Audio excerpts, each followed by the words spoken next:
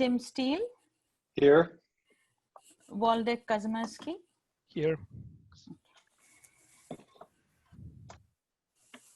So 5 out of 7 so far. Okay. Did we say Gail? Did you say Gail? Yes. Okay. Excellent. And then I know we have some attendees who are here.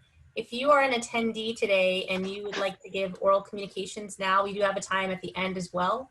But if you would like to speak in public comment, you can raise your hand if you're logged into Zoom. I think everyone is using the app right now. I don't see anybody on the phone, which I believe if you are on the phone, you press *9 and you can raise your hand to give oral communications.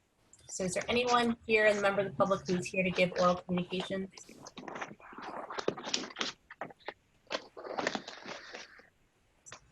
I don't see any hands going up. I'll give a few more seconds. Okay, David Meyer has raised his hand. And if there's anyone else who's here to give oral communication, you can raise your hand using the raise your hand feature, which should be, I believe, if you press participants in your Zoom window, your participants tab should pop up. There will be a panelist and attendees, and you should have a raise and lower hand function there. I think David put his hand down. Maybe he was just testing it. I don't know. David, if you do want to speak, okay, he's put his hand back up again. Great. All right, so we'll go to David Meyer, and you have 3 minutes for public comment. And can we make sure he's unmuted to be able to speak? Great.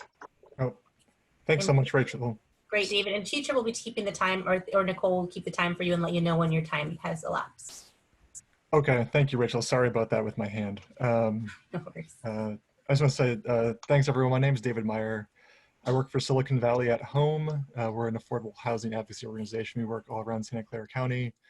I did attend the last in-person community meeting that we had at Gunn High School, and I've watched several of these. And I just want to say, I appreciate the work that this group is doing, and also what the staff has been doing on this. I know it's a lot of work, but it's really important. And so thank you. I just want to, I'll be brief. I wanted to just say, you know, for SV at Home, we see the Ventura area as a really important opportunity for housing for the city. You know, the things you guys already know, it's near transit, it's near California Avenue, it's near jobs. There's the potential for redevelopment of existing office uses that isn't going to directly displace people. These are things that are not always super common, but in different areas that are slated for redevelopment around the Bay Area. And we think that there's a lot of these things that make it a great opportunity. I wanted to just share 2 thoughts with you all, as I know you all are giving this lots and lots of thought related to housing. And the first is on planning for the future.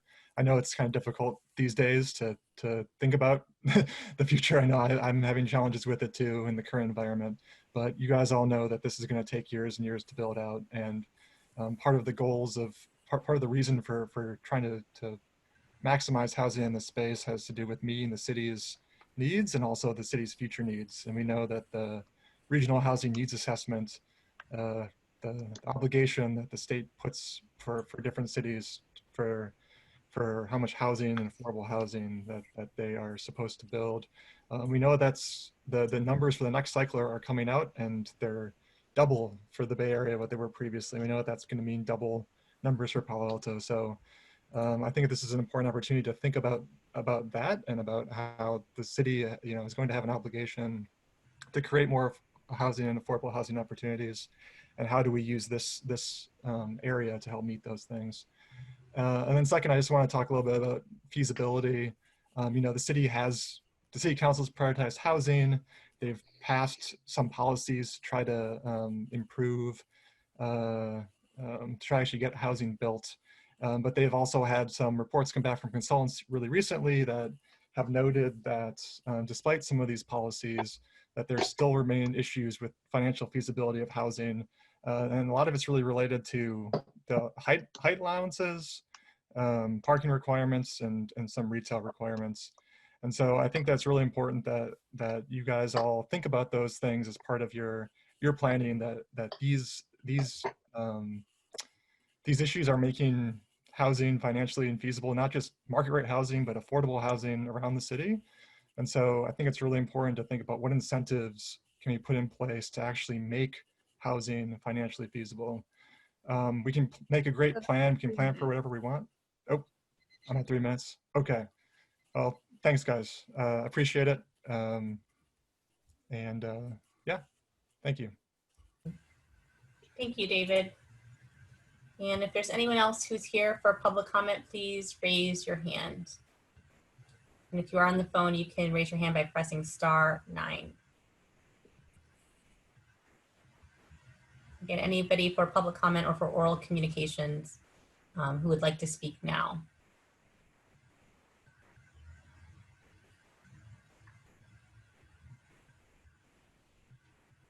Okay, not seeing any more hands raised, and so we'll continue with the agenda. Just a little housekeeping. We're going to be in a Zoom, by now many of you probably had Zoom or other video chat meetings, probably more than you've wanted to ever in your life, if you're like me. Some things that help are keeping yourself on mute if you're not talking. I find if you're going to be moving, sometimes I need to stand up and stretch. Just turn your camera off. I think it can be sometimes a little distracting if there's a lot of movement in the background. We are going to be having some back and forth dialogue at some points, and so you may not be on mute, 100% of the time. I think that's fine. We are having our meetings for, 3 hours, or this will be our second Zoom meeting as a group. And last time we went over and we put this back to our regular meeting time. And so I would like to suggest that at 7 o'clock, which is halfway through, an hour and a half in, we'll take a break so people can get up and use the restroom and not feel like, oh, I'm missing, something. So we'll take maybe a 5 or 10 minute break. You guys can let me know if you like 10 minutes might be appropriate. We'll put up a screensaver on the screen and we'll agree whatever the time is, we'll come back. So if we do start right at 7 with the break, we'll, break at 7, we'll come back at 7:10, let's say. So I want to suggest that as something to help us not feel like, oh, I've got to sit here and, I don't have any time to get up. We will be sharing the screen as well. And so the sharing screen feature is really helpful because we can look at a shared document, in this case, the handbook that we've created. And, but it does kind of, and sometimes it makes it so you don't see everybody who's part of the group. And so sometimes we may go back and forth between sharing the screen and with the document and then allowing it to be a view where you can see the faces of everyone who's participating in the discussion. If at any time you feel like one would be better than the other, just like, let's say, hey, can we talk about the format? Because again, we're as a group meeting together, this is our second time. And so some of these kind of norms or what works for us, we're still working out. So please do let us know if there's anything like that we can accommodate that would be better for you or you think better for the group. So with that, I would like to jump into what we have for today's agenda, which really is an effort to go into some more detail around what we might do with our proposed, how we can develop a proposed alternative. And we had last month we had a great designs and plans put forward by the working group, and we got to go around and hear everybody's perspectives on those plans and understand like what was bringing people to what the design that they created was. Today, what we're going to do is go over question by question some of the areas where we have some divergence as a group in terms of what our preferences are for the preferred alternative. And hopefully through this process, we will get to maybe some agreements, perhaps some new ideas of how we can, for example, with the question of office space, what types of offices do we want to allow to be permitted and to be zoned in the NBCAP area? We had, I think, A through E answers.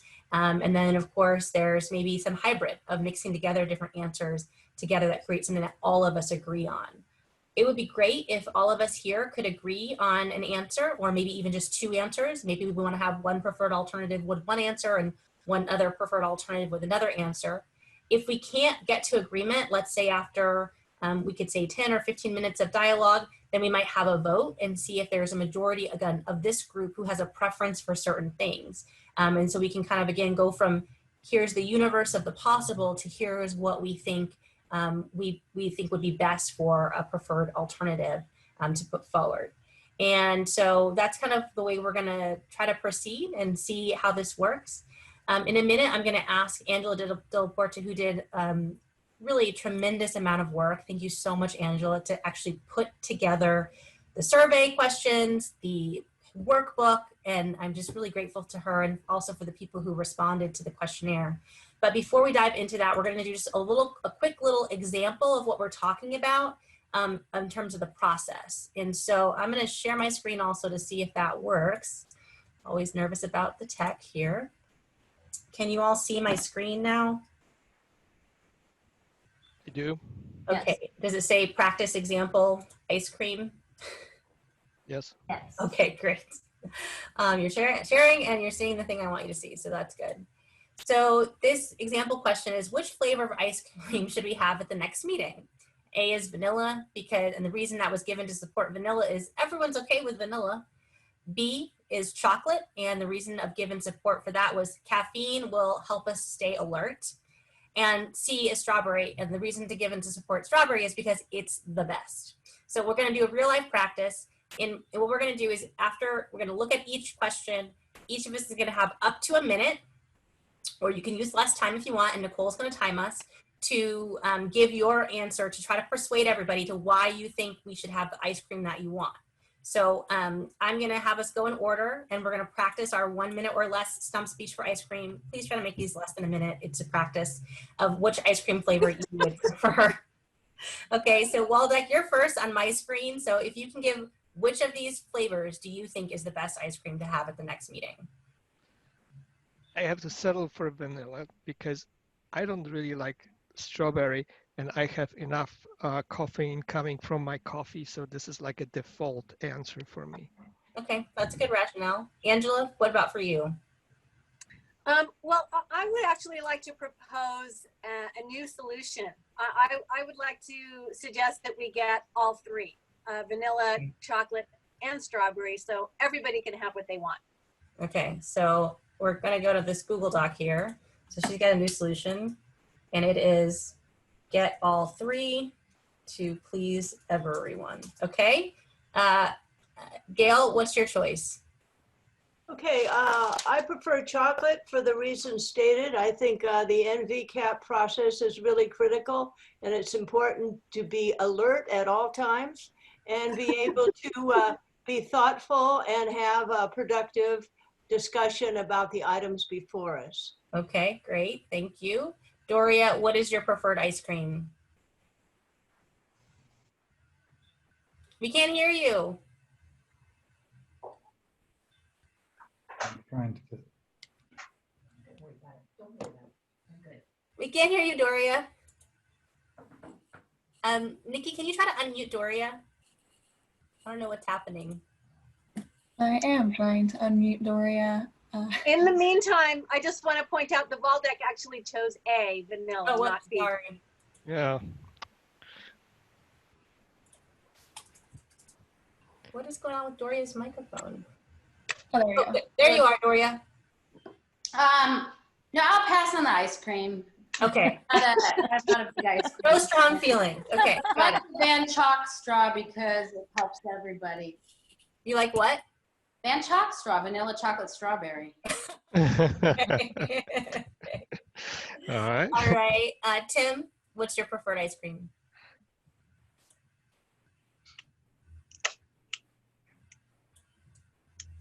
Can we unmute Tim? He will have to unmute himself as well. All right, Tim, you have to unmute yourself as well, apparently.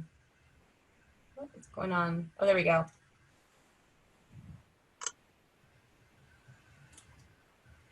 Tim, do you have a preferred ice cream flavor?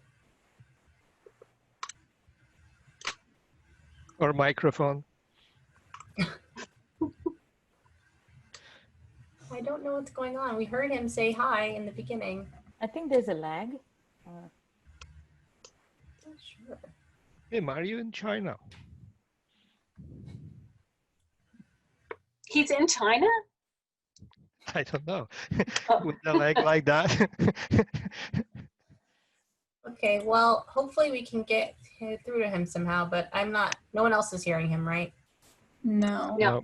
He may need to log out and log back in. Okay, well, hopefully he'll come back. I don't know, today seems to be the day for, Zoom error. yeah, right? But, you know, I'm just gonna delete these. I think we resolved these comments. Mhm. So let's say that if we, We don't know what Tim's going to choose. So we would all go around and say our options. So we have, one person said vanilla, one chocolate, one strawberry, and then we'll have the time for discussion. So it might be that either there's a clear, front runner, and we say, okay, is there a new combination? So we could say, okay, well, Angela and Waldeck, we have somebody who's proposed, 2 people who've said, let's just get all 3. What do you think? Feedback. We're getting feedback. Now there's feedback.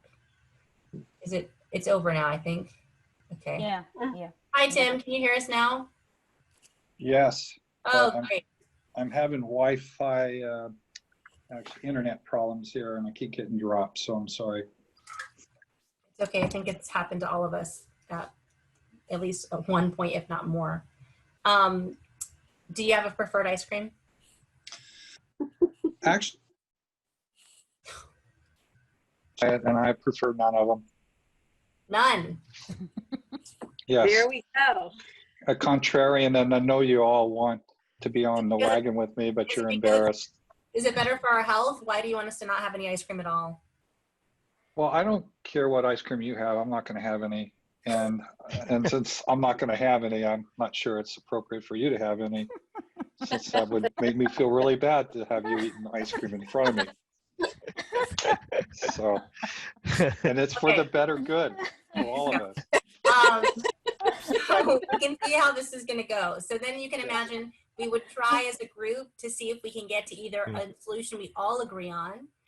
Maybe we have to say, hey, Tim, what do you think about everybody getting some, but we'll eat it before you arrive at the meeting, or we'll eat it after the meeting, or we'll eat it during the break, or whatever we might say to be something that is a compromise, right? Or just, we could pick on Tim and be like, well, Tim, that's really not very thoughtful of you because blah, blah, blah. And we could try to persuade him to a different position, or again, come up with a new position. If I feel like you're ganging up on me, Rachel. I know. Or Tim could persuade us. Tim could persuade us to his position. He might say, that's right.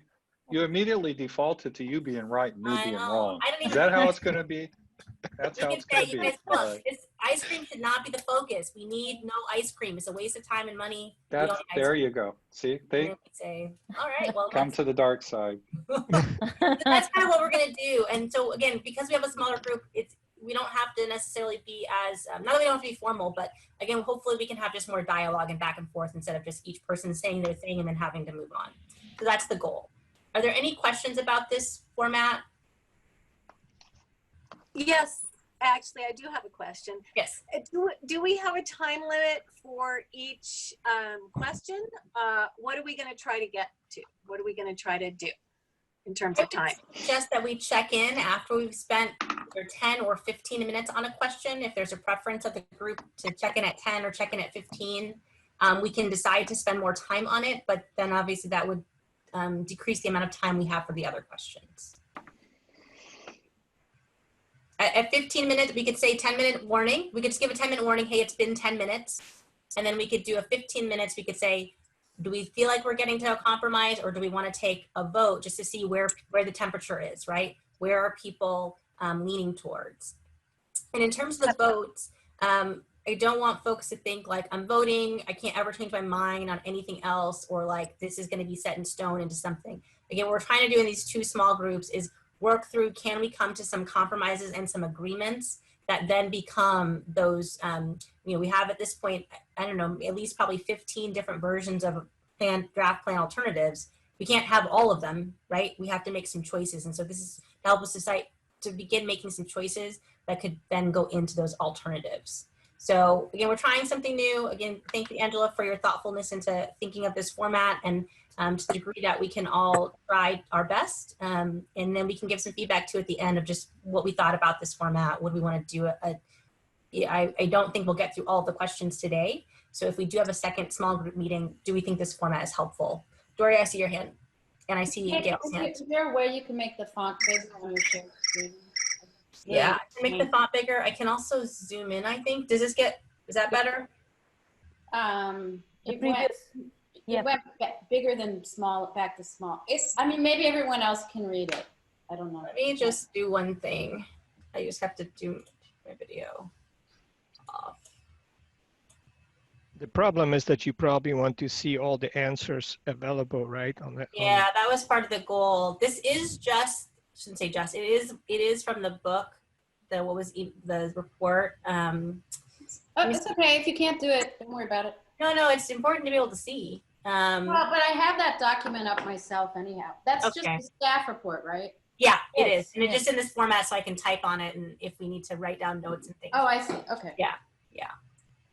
So that way I'll just make little notes about who said what, your initial. Is going to be taking more rigorous notes, but I'll just be trying to just note who said they preferred which idea, just so people can kind of keep track. And again, you can choose more than one option. So like how even Angela, for example, in ice cream chose all three, but she could have just said, I like chocolate and vanilla. And I could put her initial next to 2 ice creams, right? Those are the 2 ice creams she prefers. Because not everything is mutually exclusive, right? And that's part of the point too. In our future NVCAP, we don't have to have just one thing or the other. We can have things that coexist. All right, so before we jump in, last little bit of talking at you, Angela, do you want to say a little bit about, I'll scroll up to our kind of preamble we had. Do you want to say a little bit about this booklet that you put together and kind of how you approached it? Sure. Yes. Thank you. Yeah. So my whole idea was that everyone deserves a voice, that we all need to be heard. Our opinions need to be heard on these issues that seem to be difficult issues for all of us. And so I really tried to take what people wrote and tried to represent them fairly in the different options. And I apologize if somehow I didn't understand what you were saying in your written answers. And that's why we're doing the speeches and trying to have some time, for a little bit of time at least, for actual discussion. So I did my best, and I underlined words not because I was trying to emphasize them, but just because I knew it would help us read through them. So that's why some of them are underlined. I also have dissents, and maybe Rachel, you could be really specific about this, that we really have to make these decisions. And if we don't make these decisions, like this week or at the next meeting, then we might never get the chance to come to an agreement. They will be sort of decided by default. And so I wanted us to have this, at least this little time, to talk about these issues and to share what our opinions are. And I also want to encourage everyone to remember and have in their minds the vision that they have. What do they really want to see happen in the NVCAP area? So that's it. I really hope everyone does feel that at least they have a chance to share their opinions during this meeting. Okay, we'll go to Doria, and then I think Gail had a hand earlier, but I don't know if you still have comments, Gail. Doria? Oh, Gail can go ahead. Okay. Just a quick question. Do we have an aspirational goal to get through at least 50 or 60%, or we just keep plowing forward? A 40 to 50% would seem like a great goal, a good aspiration for us tonight. So we'll probably just, in reality, just keep plowing along as much as we can. Doria? So I have a question and an observation, because I found the format of this a little confusing, because I went to the website where, and I don't think there was a link to this in our staff report, where you can get the actual results with percentages of the handbook survey, which I found pretty interesting. Only 7 people put their names in. There's no time, there's only 12 people participated. And there's an overwhelming pattern of people skipping more than they answer.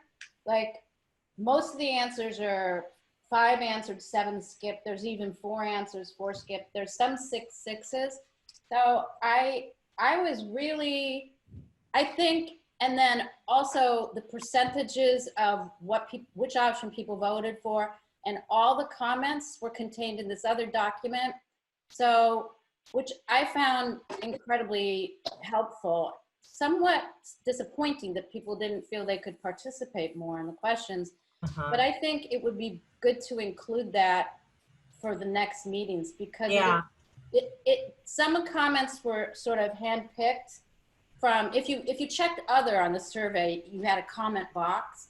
Yeah, I find this to be more compelling in a way. It's not as much of a narrative, Right. but it does tell you how few people even thought in many cases that they even had an opinion or knew enough to comment on some of these specific questions. Yeah, I'll say a couple things. One is that all these tests are mostly me or Chitra trying to make sure the survey was ready. So these are not real working group members. This is pre and during, kind of, if we made a change on the survey, we wanted to make sure the new link worked.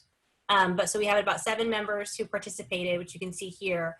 Folks can choose more than one, and we specifically asked folks to only choose things that they wanted to speak on. So if they didn't have an opinion and didn't really care about it, and didn't have a reason, didn't want to give a rationale of why they thought a certain way, we said, go ahead and skip it. You're not required to answer every question or to have a strong opinion on it. Yeah. So Okay, I guess that. I agree with Tim Steele. I guess I don't care what other people do. I was just surprised by the scanty participation. Yeah. After 2 years of going at this. So, and I think if everybody didn't get to see this document, I think they should look at it. And for the next meeting, maybe that should be included, because I don't know if people even know to go look for it. Yeah, that's a good point. And I think I have included the link in the invite when I invited all the group A Oh, maybe you participants. did. Yes, but I we did. can highlight it. We can highlight it and make sure people have But it. it may not have been in the staff report, though. I think it was not. I think it Yes, probably. not in the staff report. Thank you. I have a quick question. If I was like late a day, would you still have my answers, or basically that went to the ether? We got your answers, Walden. Okay. I'm pretty sure. I'm not 100% sure, actually. I'm not on the you're list, not but there. No, you're not on there. Oh, Nikki, gosh. do you know if the answers came in from Waldeck, if we got those? I can check in on it. Hold on one second. Well, there was a total of 12 participants. So that 7 doesn't represent all the participants. The 7 names you see there. Yeah. Oh, it's missing mine, and I participated, obviously. Maybe what we can do is make sure that this was the last printed version of this report, but we didn't run it early or anything like that, and put the early version up. okay. But at least everyone will have a chance to speak their piece, and then we can add in the written results later. Okay. All right, you guys. So we're going to give this a whirl, and we'll see how it goes. So, and I think, Angela, you also have ordered these questions in order of, I don't know if you want to say difficulty, but how would you say they're worded? No, I really didn't. I really didn't. In a way, we put some of the ones that could wait until another time, or that were more challenging at the bottom. But no, I don't think there's any particular order, except that they are grouped a little bit by subject, but that's about it. Okay, great. And last thing I'll say, we have Claire Campbell here, who some of you may know. She's been with Planning and Development Services for, I think, 18 years of her career. And we're really lucky that she's going to be taking over as our long-range planning manager. And she was previously in that position in an interim role in the past, and was most recently with our development center, working on our permit counter with our development center team. And now we'll be coming back to the, well, not the 5th floor, she'll be staying at home, working from home, but into the long-range planning role. So she's here tonight to kind of get reacquainted with the NVCAP and all of you. So thank you, Claire, for making time I know you had a long day of work, and you're here with us this evening. Yeah, Doria? thank you. Yeah, of course. You got to unmute, Doria. Mute, Doria, mute. We cannot hear you, Doria. You muted. The question numbers in Angela's handbook document do not correspond to the question numbers in the survey. It's not the same order. Angela, did we keep them in the same order? I thought we did. I mean, Okay. a few, like 1 or 2 of the questions have been altered so that we could include all of the comments more clearly. Okay, but they're in the same order, because that'll help me organize my notes. I think so. I think the order is the same. Okay, I thank think you. what we did is I should say we starred them, some that I think we wanted to try to get to. Is that what we did, Angela? Yes. Or actually what happens is further down I put, we could skip this question if we wanted to. We could wait and do this later. Okay. So, yeah. All right. So 6:05, we're going to start our first round. Nikki, if you can, Nikki will keep the minute timer on each of us. I'll set a 10-minute timer so we can see when 10 minutes go by, and we'll check in just that 10 minutes have gone by. And I'll start that timer after we kind of just orient ourselves. The question is, which office policy option do you support? Retain the same amount of office space that currently exists? Only allow new offices that are each smaller than 10,000 square feet, like professional service offices, such as doctors, lawyers, architects, etc. Enough office space to subsidize 20% affordable on-site housing units. Projects proposing additional office square footage must create the number of housing units to support the number of jobs created. E, include 100,000 to 130,000 square feet of office space. F is no new offices. And G, current office space should be converted to housing. And then, of course, H would be a new solution, which could be a combination of those options or something different. So we will go in the order I'm calling is just the order I see you guys in my little screen of your faces. And so it kind of shifts around actually a little bit. So the order I see right now is Gail, Waldeck, Doria, Angela, and then Tim. So Gail, if you want to start your 1-minute speech of which of these options you prefer, go ahead and start now. Okay, thank you. Question 2, option E, other. There are many uncertainties regarding the ratio of office square footage that would be functional and appropriate. I do support a combination of office, retail, and residential, and mixed use, which are vital to NVCAP. My estimate of 100,000 to 130,000 K of office space is speculative. Offices support local retail and more low and moderate income housing. It appears to me that capping office now in these areas does not make sense. In an ideal situation, jobs near housing and transit are very promising. I think the evolution of California Avenue and El Camino Real will serve as catalysts for viable office square footage in the NVCAP area.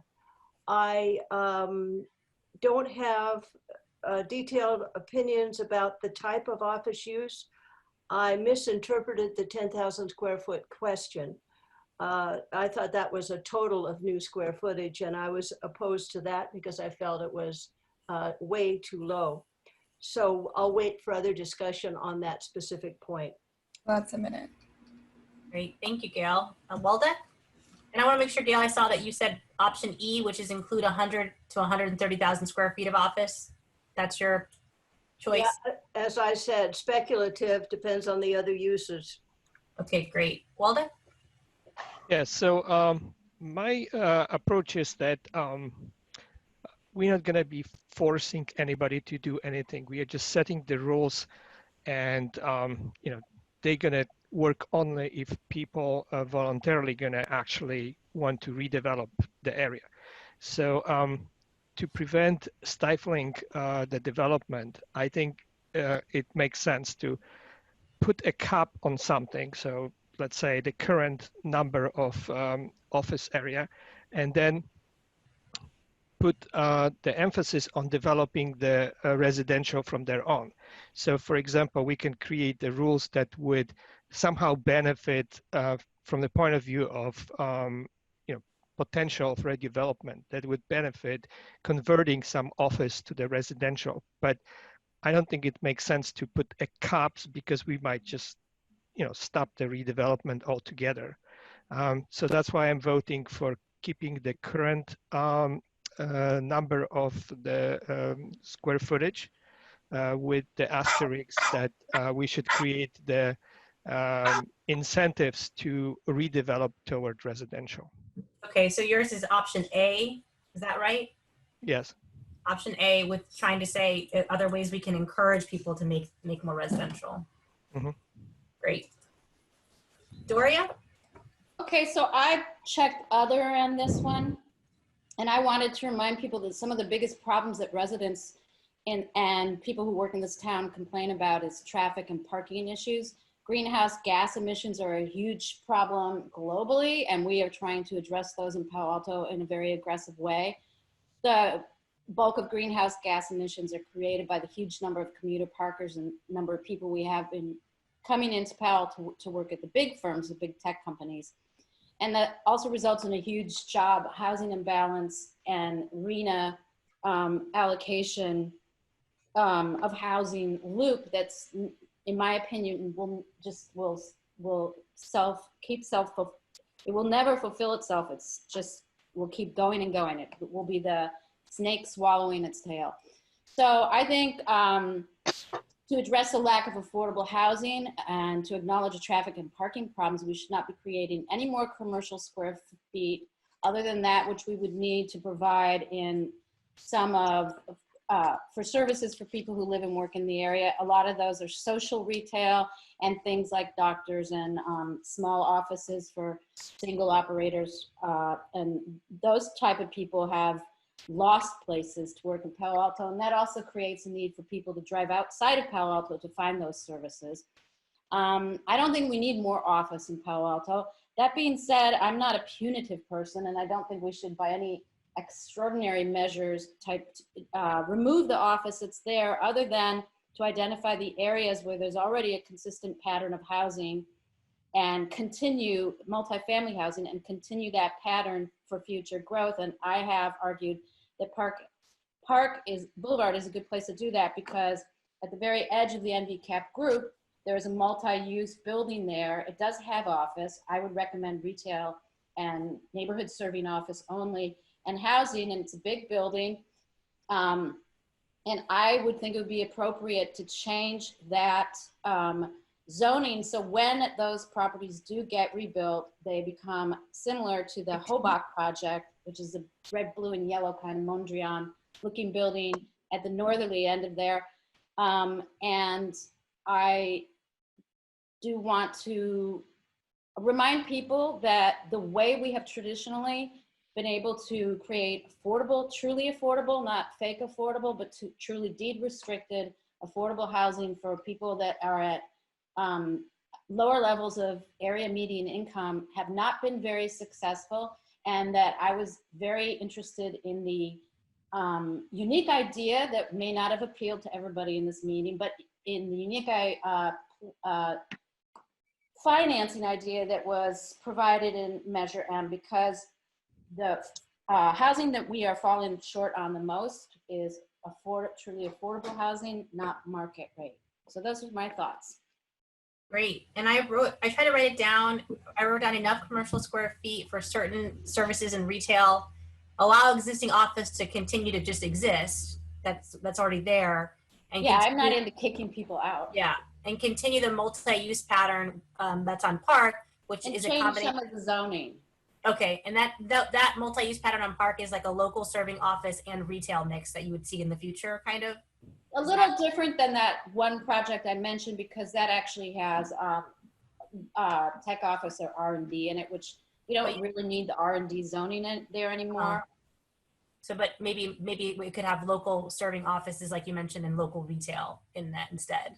Yeah, I would like to see in the whole NVCAP area mixed use zoning that does not allow big non-local using lots. More. Thank you. That's a great example of kind of bringing together some of these different things into something that's kind of a coherent thing. Thank you. Angela? Okay, yes, thank you. Actually, I find that I'm agreeing a lot with what Doria says. I like it sort of combination of A and B, which is, I think, what Doria was saying. We all know that there's a very large jobs housing imbalance in Palo Alto. Too many jobs, not enough housing, and we'd just be making it worse by adding new office space. So that's why I support A, no new office space. The current square footage of office space is 578,000 square feet. That's 13 acres of office space. And that just seems like plenty of office space.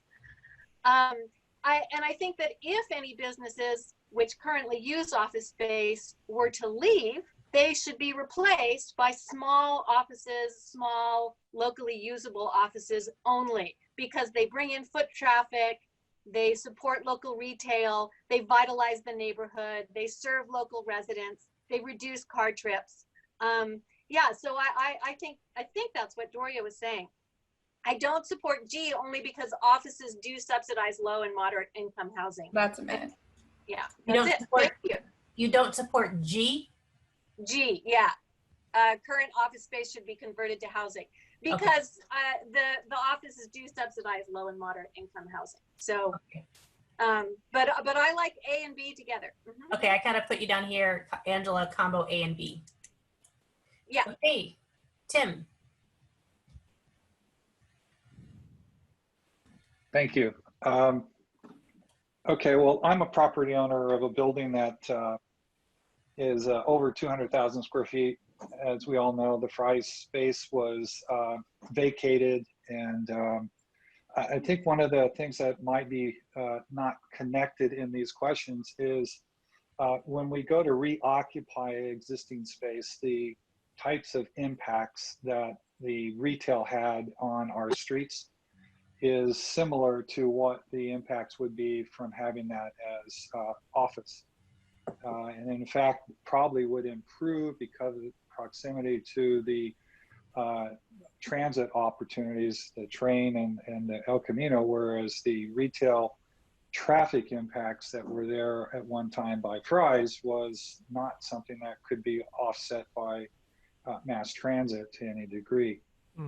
So if we look at all the comments that have been made so far and we think about the word incentive to restore a historic resource that's been identified, if that's a particular interest, keeping the same amount of actual commercial square footage when we consider retail and office to be commercial and similar in traffic and parking, and then no new commercial outside of those numbers that are already existing within the area, which is a concept that was being bantered around with a different perspective.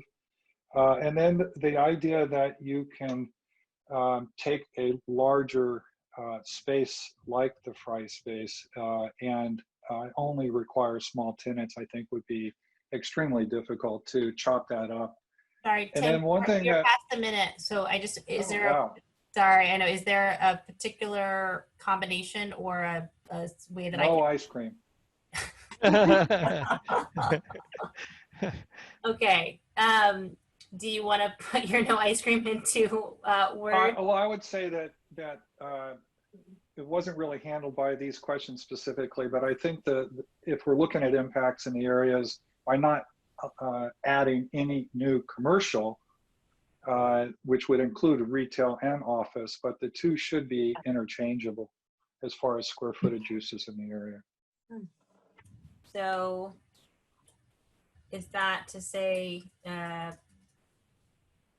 I'm sorry, you're saying to not add any new or allow the existing commercial and retail to be interchangeable, or in the future that they could be interchangeable? That they are, that relative to the impacts and how they fit, they should be interchangeable. Okay. So in other words, I should be able to put, I'm not adding any new square footage, I'm not adding any new parking, I'm not adding any new trips. If I put one in the same space as another might have been or could be again later. In other words, I could have a retail use, I could have an office and then go back to retail, I could split it up, move it around, but the two have similar impacts on the community. Got it. Okay, so, and that, I don't know if you heard my alarming alarm, that was 10 minutes. So what we'll do now, and so that was obviously went by pretty quickly. We had Waldeck supporting A. We had Gail supporting allowing 100 to 130,000 square feet of office that would be near the transit and help subsidize some of the housing. We have Doria saying, allow what exists to continue and that future office spaces would be more favored towards retail or local serving offices, which I would use the example would be like a doctor, psychiatrist, other types of, an accountant, I don't know, other offices like that. And maybe of small size. Angela's looking at a combination of A and B, which again is no new office square footage, and the ones that do come in as new would be smaller. And then Tim kind of saying, maybe let let the uses, if it's a commercial use, let it be interchangeable within the existing square footage that we have. So it seems like there's kind of a pull towards maybe leaving the existing there and having some interchangeable towards local retail. It seems like 3 people are kind of supportive of that. I don't know if we want to come up with something that's a combination, or Waldeck or Gail, you'd like to see some of your thoughts incorporated into that perspective. Can I ask Gail a question? Oh, sorry. Waldeck and then Angela. Okay, so just because it wasn't obvious, I would like to clarify that I didn't mean that we need to keep existing buildings. When I said keep existing square footage, I meant the number, but still allowed people to redevelop.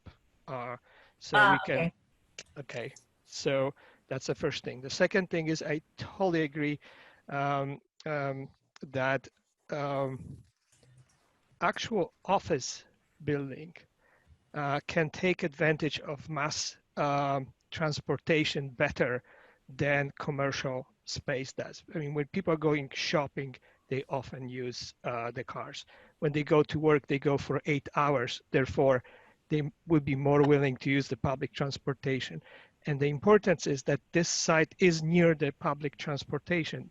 That's why I support keeping the office as it is. I mean, we are looking for reducing the car movement in general in the whole area. So it makes sense to me that if we're supposed to have office anywhere in Palo Alto, this is actually the best place to have it. So we should reduce this thing somehow in other places, but allow people coming by train to this location. And when I said that we should incentivize the redevelopment to the residential, again, that should allow people to develop more, because we're supposed to densify this area one way or another. So we do have a little bit of a margin that we can use, allowing people to develop some more, just like we are doing with Cloudera space, right? To allow them to develop a little more, and maybe if we tilt the scale there a little bit to allow people to develop more toward residential, that's how we can reduce somewhat office area. But I don't see that we should be necessarily subdividing the existing space to the smaller units. It's just redeveloping this to the same number. Got it. Okay. Angela, you had a question for Gail? Yeah, so Gail's suggestion, 100,000 to 130,000, would actually be a reduction of the amount of square feet of office space. Is that what you meant, Gail, or did you, I mean, is that what you were aiming for as a reduction?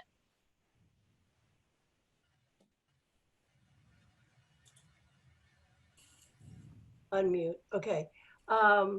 That was not my intention. I think the way I presented it, that was not my intention. My intention was that there would be, you retain the square footage and have the possibility of adding more office square footage. Now, to reinforce what Waldeck is saying, this is a long-term plan. And I think it's very important to take advantage of the transit. Transit behaviors right now, hopefully, will not be the trend line for the future. Right now, transit services are undergoing a huge transformation, and we certainly understand that. I think it's very important to have bargaining chips with developers. So in fact, if a property owner considers developing more residential and they'd like a little more office space or some combination, that's certainly worth definitely considering. I also think that the commercial or the retail services should, yes, be primarily local serving because that it's right abutting a very valuable neighborhood, and California Avenue is close. But I think that it's important to realize that by the development of these parcels, we have some flexibility. I think the current jobs housing balance is clearly off, and I understand that. I feel very strongly about significant residential being added to the property. As you well know, I've been saying that. Gail, I'm going to encourage you to just focus on this because we're Okay. at 6:25 already. Yeah, no, that's fine. So I feel that the office square footage is a valuable bargaining chip, and it's a way a lot of office workers and growing over time, I believe we'll be using transit, so there will not be necessarily a huge increase in single occupancy vehicle trips. Right. Okay, so is anyone persuaded by Waldeck, or I guess maybe what we would do, since we have, you know, I would say to Gail and Waldeck, since there's three folks who to me seem to have a similar perspective, and Angela, Tim, or you can correct me if I'm wrong, your comments seemed to be aligned somewhat. If Gail or Waldeck, you would want to propose a way to incorporate your perspective into this that maybe they would find, you know, seems good to them as well. Well, it seems that I'm not sure. You're saying that Tim's and mine are similar. Well, I think Tim is saying that he, at least what I heard him say, and again, Tim, correct me, that he thinks more it's about commercial uses such as retail and office being interchangeable in their existing configuration or existing square footage. So again, not adding more square footage. And I think both you and Doria did not want to add additional square footage, nor did you want to have the existing offices have to go away. Okay, so no, I actually don't think that retail and office should be interchangeable. Okay. Yeah, I don't know about Doria. I don't know. I mean, I think that what Tim was talking about was in terms of parking and congestion. They're more alike than housing, and I agree with that. But look, I mean, I do not think that anything we're going to do is going to change the way that place looks overnight. And a lot of the decisions about the Fry site are going to be political, and that's fine. We all know that. It was zoned for housing for 27 years or something, and it didn't change, okay?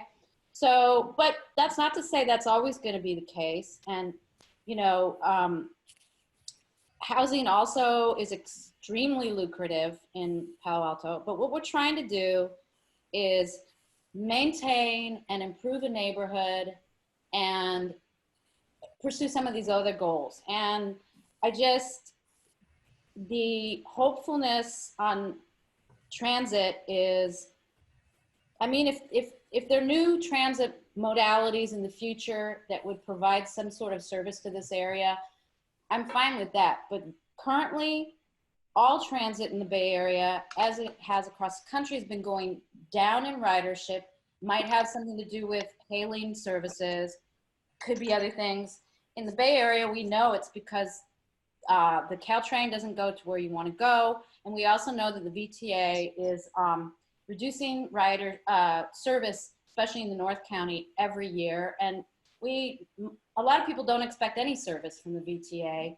Each ride on the VTA, on the bus system, is subsidized by VTA. It's an incredibly challenging financial situation. So my hope is that we won't make planning decisions on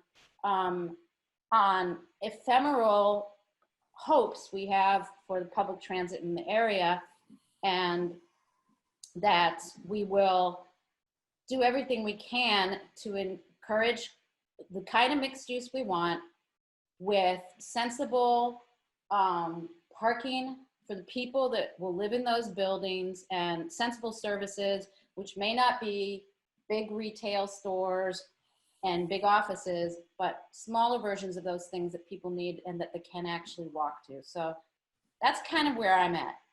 Mm-hmm. Okay.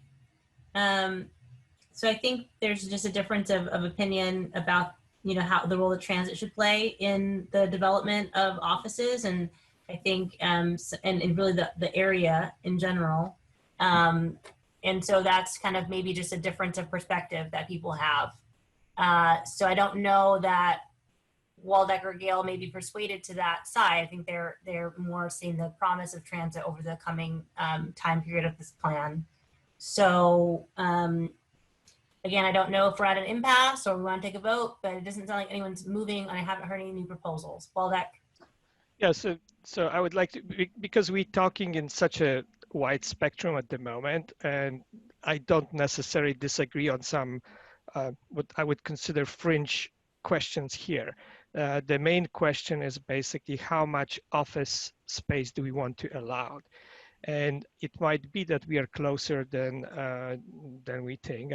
I think maybe we should put the question in front of people and vote, like, can we live with having the same number of square feet of the office to basically to allow future redevelopment with the same number of square feet that we have currently, or not?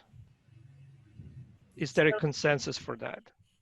Good, that's a good question. Yeah, so if you, and I can see at least, except for Tim, I can't see you, Tim, you have to do a voice vote. If you agree with Waldeck that we could allow basically just the same amount of square foot of office that exists today could exist in future redevelopment, let me just raise your physical hand on the screen and I can see you. Okay, so Angela and Waldeck support that. Tim, do you support that? No. Okay, so we only have 2 out of 5 that support that.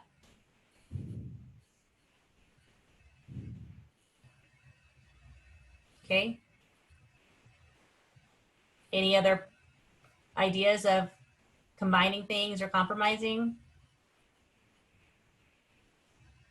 The way that these questions are all around office doesn't really look at whether we're redeveloping the larger sites or we're restoring, if you will, the larger sites. Because if you restore the larger sites with brand new buildings, then you have an exceptional range of things that could happen. And if you're reusing, repurposing, restoring existing buildings and not adding new structures, you have a whole different universe, much smaller. And the questions are very broad to apply to both of those. Yeah. I think is what we're, and we haven't, if we go back and look at the question, should we preserve the building, the Fry's building, which is a very big question. It really gives you 2 different answers, whether you do or you don't, relative to how much more office you would have or not have, or how many more residential units you can have or can't have. When we look at 60 acres and that's making up 25% of it, it swings the question and how you would answer it pretty broadly. And I think that's why everybody's kind of struggling a little bit with what's the right amount of office. Yeah. Where should it go? I agree with that. I think part of the impasse that I see though is that some folks are okay with saying the existing office square footage can be remade into new buildings. So whether that's I think that would probably include revitalizing or rebuilding. Gail would like to see us allow more office space, which gives flexibility. And Dory, I'm not sure, I thought you were okay with the existing office space being there. Are you just not okay if it redevelops, it should just go away? Is that kind of where you differ from what Waldeck said? Or no, I would like to use zoning as a tool this is a long-term plan. I would like to use zoning as a tool. Look, I think most of this area is properly zoned CS, which allows for a lot of housing. And I think we should limit in those multi-use buildings. I don't think we need the type of big office that will have tech companies.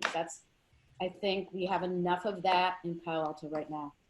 I am interested in rezoning. Rezoning is what we're not talking about here. And I think Park Boulevard is a great place to rezone some of those properties It doesn't mean we're forcing somebody to tear down their building and rebuild. It means that we hope in the future there may be a different type of development there that has a mixture of appropriate commercial and housing. And that's what I've been talking about. When it comes to specific sites, like in Cloudera and Fry's, I think Fry's already has, and these are questions we come on later, so I don't know if you want me to keep talking here. Yeah, well, I think how I look at it is that if we, for example, as a group are saying we don't want to have any new office square footage, then any of the rezoning would not allow any new building to tear down and build additional square footage. We would write the zoning such that you only get. But that's not what I said. I said the right mix of commercial, which in my opinion is neighborhood serving commercial. Right. Retail. Well, we would say we could dictate the format of the office. I mean, zoning you can do a lot with. I mean, and by the way, it's already in the CS zoning, some concept of this. It's just that it hasn't been always thought of, and the CS is a little bit different than the GM zone. I think the GM zone is a little bit of an antiquated, along Park Boulevard, a little bit of an antiquated use, and the uses there, with one exception, are not GM. They are general office, and I would prefer to envision, I would prefer to talk about how we can rezone to have redevelopment of the kind we want a little bit more than we are, because I find it a little frustrating just to say, oh, J. Paul should do this with their big lot, Sobrato should do this with their big lot, and by the way, they're already zoned for housing. They would just prefer to retain, which I know this conversation is frustrating for you, but I think, and then that's okay, but I think for some folks, this is a helpful way to think about the future. So Gail, I saw your hand, and then Waldeck. Okay. So I've said, am I unmuted here? You are unmuted. Am I muted? We can hear you. Okay, fine. Okay, as I said before, I think this area, this sub-region, definitely the priority is local retail and commercial is useful, but we are part of a region, and I see the area, because of the flow of commuters and residents, et cetera, as an opportunity area. And I think we would be really missing the boat if we were really trying to reimagine a useful balance of uses that would create kind of the concept of like a town square and all of these elements that we've discussed many times. And I will say the development of housing, as we've talked about or alluded to, is extremely expensive to do in this town. So affordable housing developers need support, they need density, et cetera, et cetera. That's a different question. And the affordable housing, we've produced about 25 or 30 properties over the last 30 years, so it is possible to make it work. We need the flexibility of the zoning to allow that to happen. Right now, the base zoning is RMH 30/CS on the site on Portage there. But I guess I feel if we say in our imaginations that we don't want to increase the capacity, recognizing that Palo Alto will be projected to be 85,000 people in 2035, then I don't think we're looking at this holistically. So is anybody who did not want to support additional office square footage being allowed persuaded by Gail's argument?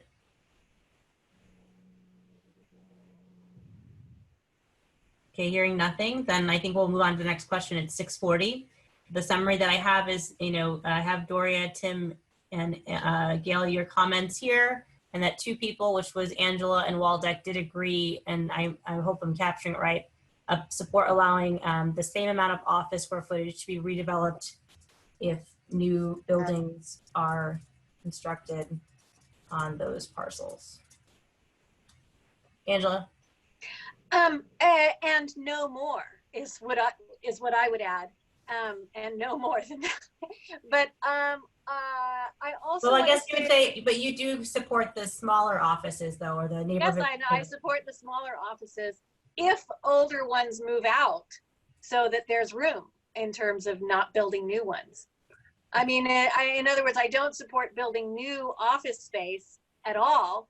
But if older offices move out and smaller ones should move in, then that's. Sorry, I think that. Oh, but wait, I didn't quite finish. I do want to say we've spent almost 45 minutes on something that, well, I was hoping would only take 15 minutes, but obviously it's a huge topic and I really appreciate hearing everybody's points of view. But I'm not sure how we should deal with the fact that we have so much material to get through. And I guess we have a deadline, which is September. So I'm not sure if people have a suggestion on how we can get through all this more quickly, because we're just not going to get to some really important issues like parking and things like that before September if we continue spending 4 or 5 minutes on something that we only have 15 minutes for. Go ahead. Walter? Yeah, so I suggest that, after our initial presentation, let's try to put together things that basically are similar between our statements, and based on that, create like a middle of the road statement, and at that point, put this thing to the voting. And Yes, I would love that. It didn't seem that anybody was willing to do that or able to put together something that combined them and that other people supported. So we can spend more time trying to do that if we want to. But again, part of what staff are I'm trying to help as much as I can, but I'm trying to also create space for the working group members to work together to create their own compromises. And if folks don't move from their positions, it's not possible to do that. Rachel, this is the very first question. This is Tim speaking. The very first question, and I think all of the questions have a common thread of discussion. And Angela has a good point in some respects. I think we could pause. We don't have to totally solve the question. We could all agree it might benefit from some of the other conversations. So we could leave it unfinished and revisit it when we have a cleanup period. That sounds good. That way we can move to another item and have more time to hit different great topics. idea. I agree. Don't get hung up on one. All right. So we're gonna move through to the next one. Okay. Question 3. Which is, I think all of it's shown here, maybe except for a little bit. One sentence is on the other page. Let me bring that up. Location of office space, so similar. Caldera site, 340 Portage, El Camino Real and Page Mill, Park Boulevard, Lambert, and then a comment was made about transitions between different uses, residential, et cetera, and uses of different densities.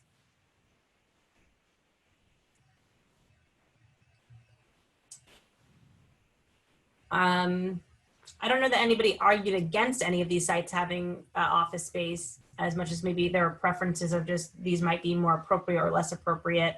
I think perhaps one difference that's not written here but has come up is whether it's El Camino Real that has some office kind of on it in commercial uses, or I think Doria's brought up Park Boulevard as being potentially a good place, following the pattern of the other building. Again, thinking of office as a smaller local serving office, not necessarily a big tech office, could be a good pattern to build on. With housing, yeah. Angela, do you have your hand up, or is that? No, I don't. No. Okay. So this is maybe, I don't know if folks feel okay with all of these options, or they like A, B, and C. Those are the ones that got support. Or if they like only A or only B or only C. So we could go around, and if people want to do their minute of speech, they can, but maybe folks don't have a strong opinion. Angela, do you want to start our round? Sure. Okay. Sure, I would be happy to begin. I have very short comments. I support primarily A and C because offices already exist in those areas right now. And they're very easily accessible from those busy streets, Page Mill and El Camino. I also could support B, but I'm a little worried about the traffic on Park. And so that's the only reason I'm concerned about it. Other than that, that's it. Yeah. Okay, Tim, do you want to go next? Thank you. Tying into Angela, actually, I wanted to point out that 340 Portage already has 110,000 square feet of office in the building. And if we keep the building, I think, and it were to be, again, converted portion of the vacant space to office or not, it would have the same traffic impacts on the neighborhood. And I think Cloudera would be an ideal location for additional residential, since it's got a unimproved parking lot that could be intensified. We'll go to Gail. Yes, I support office locations in various parts of the site. And I think primarily closer to transportation corridors and boundaries of NVCAP. And that means the Cloudera site, which is quite a well-located site. It means El Camino, it means Page Mill, and some limited on Park. I also think that the Portage site, mid-parcel or near Park, have some possibilities. As we mentioned, parcel ownership may change over time, and I think it's important for us not to be wedded to the current conditions and current perspectives. This is a local and regional serving area, and I think the combination of uses can make this a very vital neighborhood, which already has many assets, but this could be even better. Great. All right, Doria? So I agree that the Cloudera site especially should the current, we can always rezone it, but I would like, we've never had any idea what the intention of the current owner is, but I agree that the large surface parking site there could be redeveloped, and there could be an opportunity for housing there, which would work well with the housing I envision sometime in the future along Park Boulevard, continuing that pattern I talked about. And then 340 Portage, the Fry site is already zoned housing. I mean, that's kind of a different question to me, but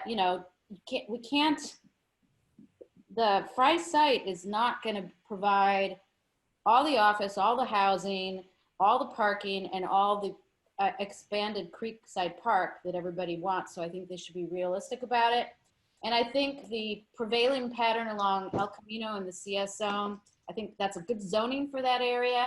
And I think over time, larger parcels will show up because people are buying up adjacent parcels. And I feel that the existing zoning suits the area very well, and that it's important that, I think that was my comment that was put in there, that we should respect the transitions. Got it. Between zones. Okay, great. And then Waldeck. So just kind of general disclosure. So I pretty much assumed that the whole process that we are involved here is to set the zoning for this area. And Me too. therefore I don't gonna respect anything which is there. If it happens to be in the same place and we like it, so be it. But I think we should open our minds as far as what goes where. As far as the location of the offices, I think, first of all, we should think about separating cars from people because I don't want the cars to travel through our area. In the same time, I would like that people can take advantage of public transportation, and more density toward the train station, the better. So I would like to see offices located along Park Boulevard, and especially Cloudera, of course, but kind of along Boulevard, because that's the closest to the train station. However, their parking should be on another side, close to the El Camino, make them walk. If somebody takes the train, he has a closer way to get to his work. If he takes the car, he has to walk. Sorry, can you say, I heard you say Cloudera, Park Boulevard, and then if the office is on El Camino? Sure, yeah, there could be, although I think it's better commercial space along El Camino. So maybe here, but mostly should be commercial, might be better. Mm-hmm.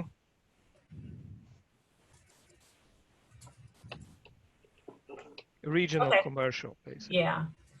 All right. Okay, well, it seems like there's some more ideas here. I guess, you know, it seems like a lot of folks support A as well as D. I guess part of the question and then we have 3 people also here on E. And then 2 folks, you know, Angela, maybe office here, Tim, you know, office here. Is there anybody who opposes anyone's perspective? And that's another way to look at it. Some of us may feel really strongly to have it in a certain place, but are you against having it in a different place?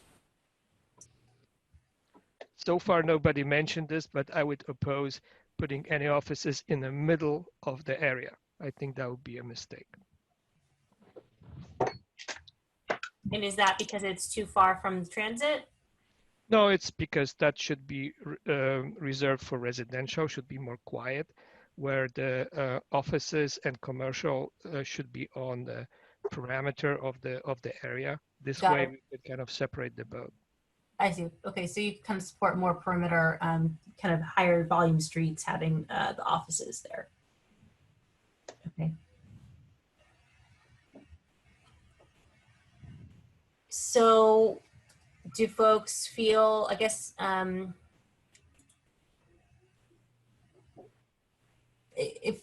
guess in terms of this question, if no one's opposed to any, I mean, it seems like Lambert, people were not interested, so we can say there's consensus to not have any there. Maybe we'll just go street by street. Is anybody opposed to having office continue or exist in the future at the Cloud Air site?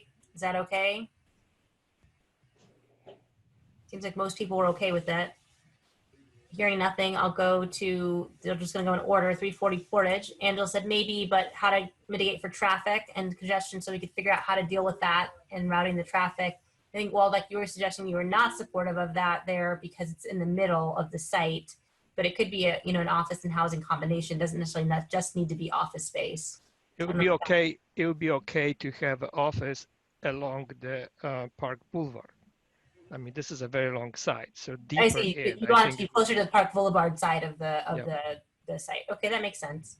And then Sorry, Gail is raising the oh, hand. sorry. Go ahead, Gail. Yeah, no, I feel that it is possible, it's conceivable to have a very modest office building at the foot of the Portage right there near Ash. And I guess my continued points about the variety of design and height and location is important. And if you had an office building there, you could have a modest amount of retail, a mixed use there that's it's closer to El Camino. It's not, you know, sitting absolutely in the middle of the middle of the site. Primarily, I think all of the frontages except Lambert seem appropriate for office and residential if they're designed appropriately. Again, we're trying to build some capacity here that meets a variety of needs. Okay. I think that to me that summarizes it very well. Is there anybody who doesn't agree with it, what or Gail just said, which is like, depending on the, you know, the shape and the building standards and all that, most of these locations could support some form of office. It's just we need to refine what that looks like in terms of height and massing and things like that. Well, if you don't mind, I also think it's very important from my point of view to have the kind of office that we want in this area. My goal for this area is to eventually restore the consistent pattern that we have in residential neighborhoods that abut El Camino, and in this case, Page Mill, and that falls sort of in lockstep with what Waldeck said, except I disagree about Park Boulevard. But, you know, ultimately I envision having commercial on the big streets that segues to residential, and it can be multifamily, of course, and stuff. So just plunking, saying you can put an office building on the corner of Ash and Portage is prescriptive to me in a way that sort of doesn't make sense. I mean, if you want to rezone that, and if you want to ignore the historic building that's there, the other thing I think we should be thoughtful about are the sites within the MV cap, and I think there's 9 of them, Sheetra probably knows, or Rachel, that are already in the housing element. you know, and we should be thinking about those sites. You may not have all liked alternative M, but it did call out those sites and say, hey, these really need to be mostly housing. So Okay, I don't think any of this precludes that these could be mixed use buildings or that they could have housing on them in addition to office. So Gail and then Angela. The issue with the housing sites, although factually you're correct, because the new housing element is on the work plan, it's going to be redone in the next year or so. We're kind of back to the table. We need to, you know, address the numbers we have in the current housing element, but some shifting can go on because we're developing a new housing element. So what I'm saying is the housing element sites, housing opportunity sites, are not set in stone absolutely because we're in transition. So I think it's premature to assume that. And I think it's important to recognize the housing element is going to be revised. And, you know, the RENA people say you can shift things around as long as you don't go below your numbers. You have to be up to make a better effort to reach your new numbers in the next cycle. Okay, Angela? Just wanted to point that at Ash and Portage, there are already offices on all three of those corners. Great point. So it's kind of consistent with the existing development pattern. Okay, so I think Waldeck, I don't know who summarized it. You had a great summary, which I've already forgotten. And it was kind of like, or maybe I said it, which is office could be okay on all streets except Lambert. We kind of all, nobody picked that street. If the massing, office type, and height is appropriate for that area. And it sounds like everyone also supports, you know, mixed use, that we would want to have mix of uses and not have too much segregation between, you know, this area is only this, but maybe it's, you know, something on the ground floor and something else above, or that there's some kind of mixing of the uses together. Am I hearing that from most folks? Yeah, okay.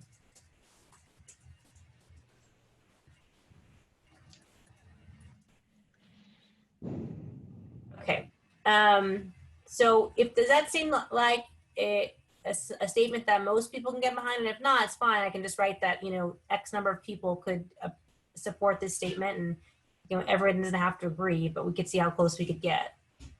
If you do agree to support this statement, if you can raise your hand or use your voice if you're not in video. I see Angela's hand raised. did you write it down? I did. It's kind of down at the bottom. Can you see that? Okay, thank you. Nope. Nope, I can't see it. Is it showing down here? Yeah, it is. I mean, I see it. I see it. Office could be okay on all streets except Lambert. Oh, sorry, if the massing, office type, height is appropriate for that area. Mixing of uses on sites is preferred versus segregation of uses. Well, are we not in this statement eliminating housing in the existing R1 area on Olive and Pepper? And Lambert is mostly I should office. get all streets listed above. Yeah, we haven't addressed. It would only be on these streets that are listed in this question. Oh, okay. All right, yeah, that's a good correction. Yeah, but Lambert is Nobody, all office, with the exception of one house, so. well, nobody chose. Oh, actually, there's quite a few of us there. I would be okay with. Oh, well, office. the other end of Lambert, you're right. It's down by the music store. That's Yeah. right. So. I just noticed that nobody chose Lambert, at least intentionally. So that's kind of why I said except Lambert, but maybe it is all these streets listed above, just depending on the massing and type. So I think Lambert could be improved by rezoning and hoping eventually for less office on Lambert because Okay. yeah. It seems like it might favor housing more. Yeah, I would agree with that. Okay, so I'm not hearing any objections to this, so we'll move on. I said we would take a break at 7. It is now exactly 7 o'clock. So do folks feel like a 5-minute break or a 10-minute break? 5. 5 minutes. Okay, so please come back at 7:05. You can put your video onto, I'm gonna stop sharing my screen. You can pause your video if you want and go on mute, and then we'll come back at 7:05.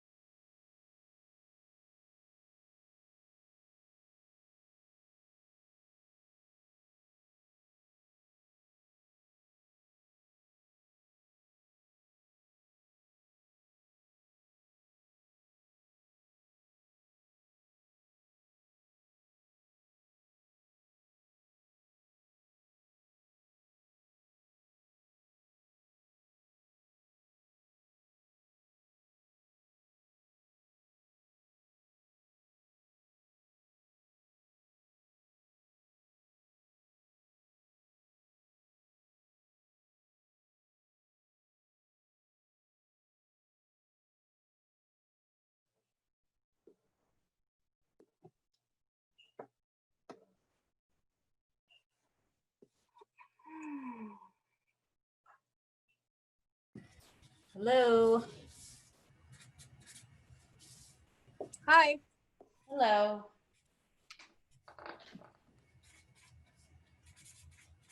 we'll hear if when anyone comes back, just chime in and we'll know you're here and we'll get started when everyone's back.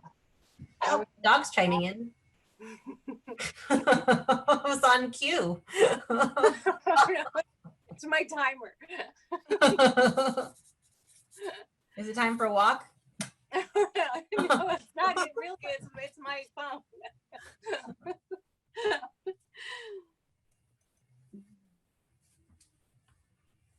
Although I know the dog would love a walk. I would too, actually. Okay. How was, just while we're waiting for folks to get back, how was sharing the screen? Was that okay? Yeah. Was it hard not to see each other? Was that all right?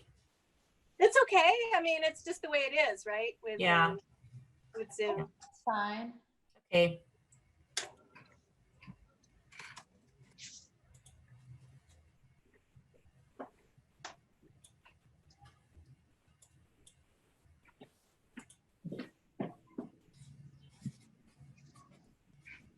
And Tim and Gail, if you can let us know when you're back. I don't know if you are back, but Back. Tim is back.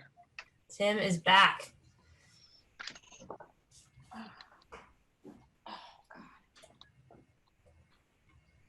I think we're just waiting for Gail. I will say it seemed like the second question, which is question 3, was much faster than question 2. So I'm glad we did move on and decided to kind of just, if we can't maybe get where we want to go, let's move forward as a way. It seems like possibly a good way to do this process. I wouldn't mind taking a vote too, just as if people feel they can vote for as many as they feel comfortable with. Yeah, true. It wouldn't be a bad way of testing out, you know. That's true. That's true. That's another way to go about it.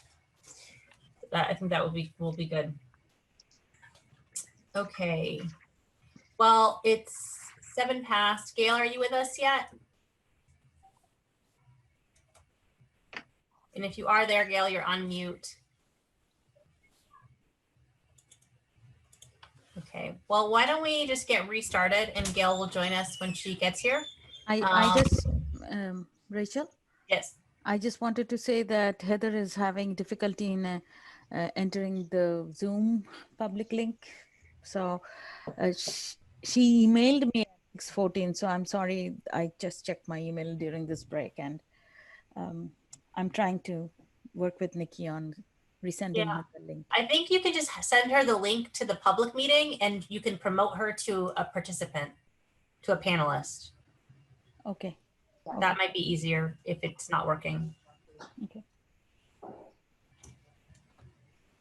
All right, so question 4 is, where should the tallest buildings in the NVCAP be located? Along El Camino Real, along Page Mill, along Park, in the center of the plan, such as along 340 Portage or along Portage, throughout the NVCAP, or a combination of A and B, since the arguments are very similar, or G, something else. And this is, again, irrespective of uses. This is more thinking about kind of the form that the area would take over as it is revitalized, of like just where is height better situated, and then the use questions that we answer would then fall into that building form that we're stating. So does anybody feel moved to start on this question? I don't mind. All right, Angela. I mean, I don't mind. So yes, I feel that the tallest buildings are most appropriate along the busiest streets. So I support A and B, El Camino and Page Mill.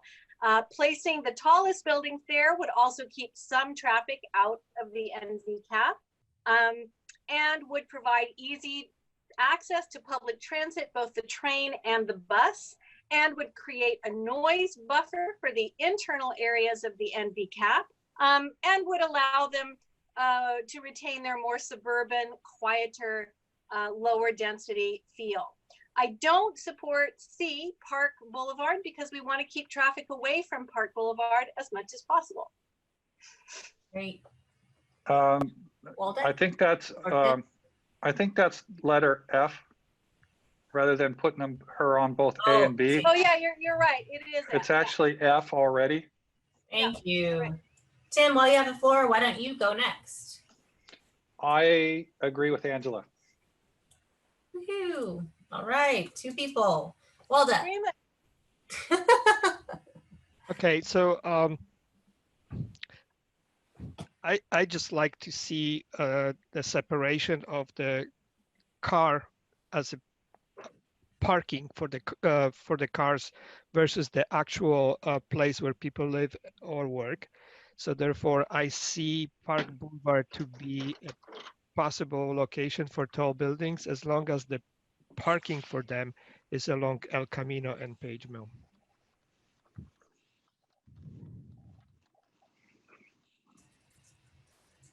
Okay. Doria, do you want to go next? Sure, I mostly agree with Angela and Tim, and I also think that we have to make sure that we follow the other development standards and transition standards so that we don't degrade the livability for neighbors. Kind of repetitive with what I said before. Yeah. I But I agree. think it's good to reemphasize though. I have to say that I can't agree with Valdak. I think that separating parking from housing creates a convenience and safety problem, and I also think it creates a serious problem for people with disabilities. So that is not something I'm particularly interested in. Thank you, Doria. Sorry, I apologize. Let me clarify. I was thinking in respect to office buildings, not the residential. I agree with you on the residential. Okay. I'm sorry. I misunderstood you. Great. And then Gail? Yes, I largely agree with Angela, and then Waldeck, I agree with him in terms of some taller buildings might be appropriate along Park Avenue. I think they all should have great design and be stepped back, and so the architectural details would help reduce any kind of canyon effect that may emerge. On this question, I didn't address the parking directly because I assumed we talk about it a little bit more under the parking questions. Yes, Sure. that's probably accurate. We'll Yeah. probably talk about it some more later. Sounds like we have a lot of support for F. Waldeck, do you support F in addition to Park or only F? Absolutely. That was just a kind of like, I thought it could be enhanced by putting buildings along the Park Boulevard, as long as the parking issue is resolved. Got it. And I think part of what would be hard about, I mean, it kind of goes to the parking issue, which I don't want to, everything's connected, right? So we can't talk about one thing without talking about another. I think it may be difficult for a person who purchases and is redeveloping a property on Park to secure parking off site on another site. So if their parcel is on Park and they've got to park those uses on El Camino, just figuring out how that would work. So I think part of what we can do and can think about relates to the bike boulevard question for Park Avenue is we don't want any new curb cuts, right? We don't want people driving along Park to turn into a parking structure. That's definitely what we want to avoid. And so that might mean they would have to access their site by coming up Portage. And again, if Portage doesn't go through all the way, you know what I mean? I hope I'm not being too confusing with what I'm saying.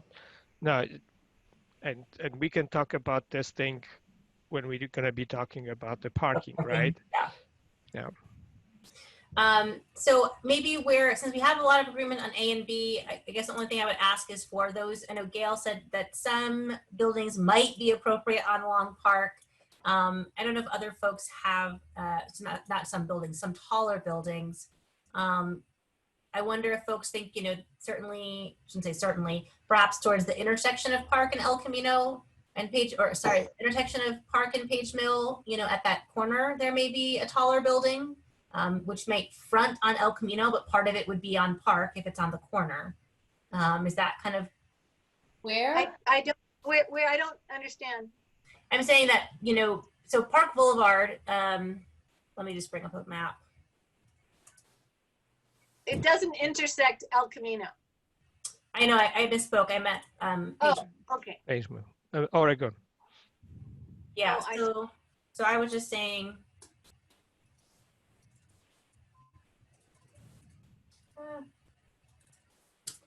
I know it well. You don't need to. Okay, so I was just saying that at that corner, there may be a condition where the building would be taller because this is this street intersecting here.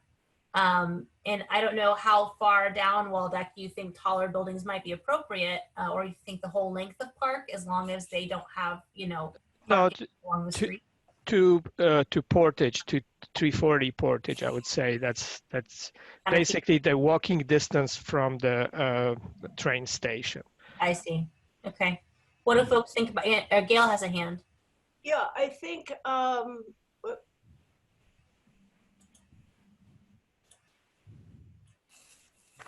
You're muted, Gail, somehow. okay. I think we're trying to answer questions we're not quite ready to do. I think a lot of it depends on the site plan, the flexibility of the zoning.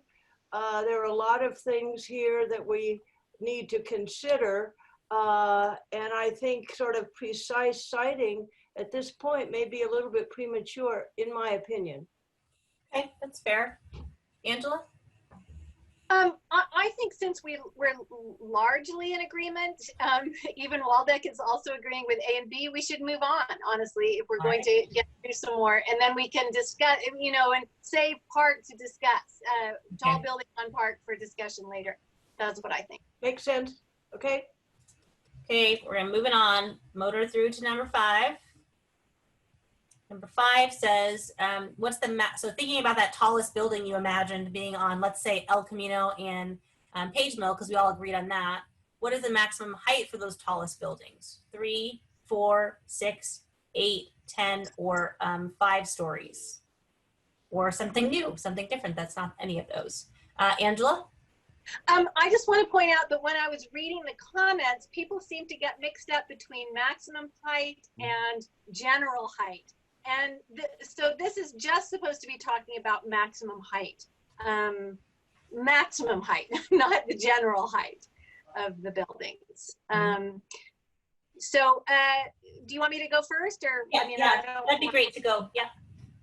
Okay, and so with that being said, I do support mostly 3- and 4-story buildings throughout the NBCAP because I think we want a suburban kind of character for most of the area. But I also support affordable housing, and I realize that along the periphery, especially El Camino and Page Mill, a 6-story building would not be totally out of place, and it would allow us to include more affordable housing overall. So I support C. Allowing 6 stories as a maximum height for just a few buildings, mostly 3 to 4 stories on the rest of the NBCAP. I'm going to kind of connect your answer to the previous question, because I think that's important. You're kind of saying on these peripheral streets is where they would be located and not just like anywhere. Yeah. So, okay, great. Tim? Yes. I was going to point out one thing on height is a 5-story for an office building and a 5-story for a residential building are 2 different heights. And so when we say we want a 3-story, 4-story, or 5-story, they're about 10 to 11 feet per story for a residential project. And it's going to be 15 to 18 feet. Usually 15 on the first, 15, 16 on the first floor, 14's in the middle, and 16 to 18 on the top floor. So I think when we refer to height, I think we got to go to feet, or we're going to have something that's specific to residential, something specific to office. With that, I also don't think residential makes a whole lot of sense outside of what they call type 3, which would be limited to 6 and 7 stories total. Is the maximum you can build in that. When you jump to any higher than that, it becomes about a 30% more expensive building if it goes to steel or concrete. So I think if we stay around that maximum for a type 3 wood construction for residential, and then comparable height for an office building, because an office building is going to be steel anywhere near any of that height anyway, so it doesn't matter. Got it. Okay. And you said type 3 is 6 to 7 stories. Yeah, maximum, and that's counting maybe an above ground portion of a podium parking, then you put the wood frame on top of it. It's never going to be more than 6-7 stories total under current building codes. Great. I think it's 5 over the podium, right? Yeah, but it can read like a 7 if I do what they call a waterfall unit that drops down in front of the podium, so it'll read as another floor plus the 5.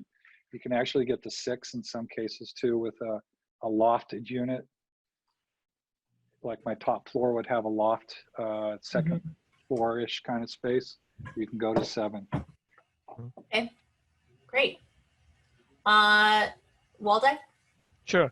So I honestly don't see the difference between Tim and Angela. It's just clarification, but I stick to Angela. Basically, tall buildings on the parameter. Got it.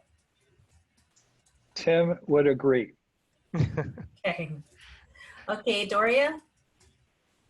So I agree that it's problematic to speak about height in terms of stories because of the differential that Tim explained. So I am very comfortable with a 50-foot height rule, and our affordable housing overlay allows us to go higher for affordable housing.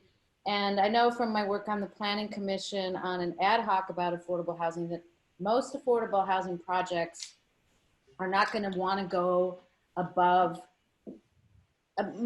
much above what it was allowed. The affordable housing overlay was tailored for that project in Ventura. And that is because of what Tim already mentioned. Once you have to go to steel and concrete, you're really upping the cost of buildings. So I am comfortable with 50-foot height limit in general, with the expanded height limit, and I forget exactly what it is, for affordable. So I think that isn't really represented here, but it's letter F. I mean, if we say roughly residential stories are 5-10 feet, roughly, I think the 5 stories might be closer to what you're saying, but yeah, I think probably. Yeah, you're not going to get more than 4 stories of wood frame and exactly. 50 feet. Yeah. Yeah. Yeah. So that and would, it's a yeah, 3-story office. Yeah. So then would it be F, or you think it would be B? The 4 stories, or it'd be? I really actually think we should rewrite this to have heights, because I think I could also just say. Yeah. So I am actually comfortable with the 50-foot height limit, especially for this area, since there's also a single family home neighborhood, and because the transitions are going to make it impossible to have taller buildings along El Camino when they have to transition in half a block or 1 block to 35 feet, which is the maximum height limit in R1 and other low density residential. So I think, and that's why we went a little bit higher for the affordable housing overlay. And I think that's really appropriate because those lots are so shallow, you can't go higher and have a transition. So it doesn't make sense to me. Okay. Gail, did you go? No, I probably one of the first times I've said I agree with Tim. How about that? Okay, so 6 to 8 feet, 6 to 8 feet, 6 to 8 stories. Holy cow, by the way. I know, yeah, because I think honestly that gives the flexibility again for developing affordable housing, because the land costs, construction costs, etc. They need the density, they need the height, and we don't know precisely what kind of zoning and how flexible the zoning will be.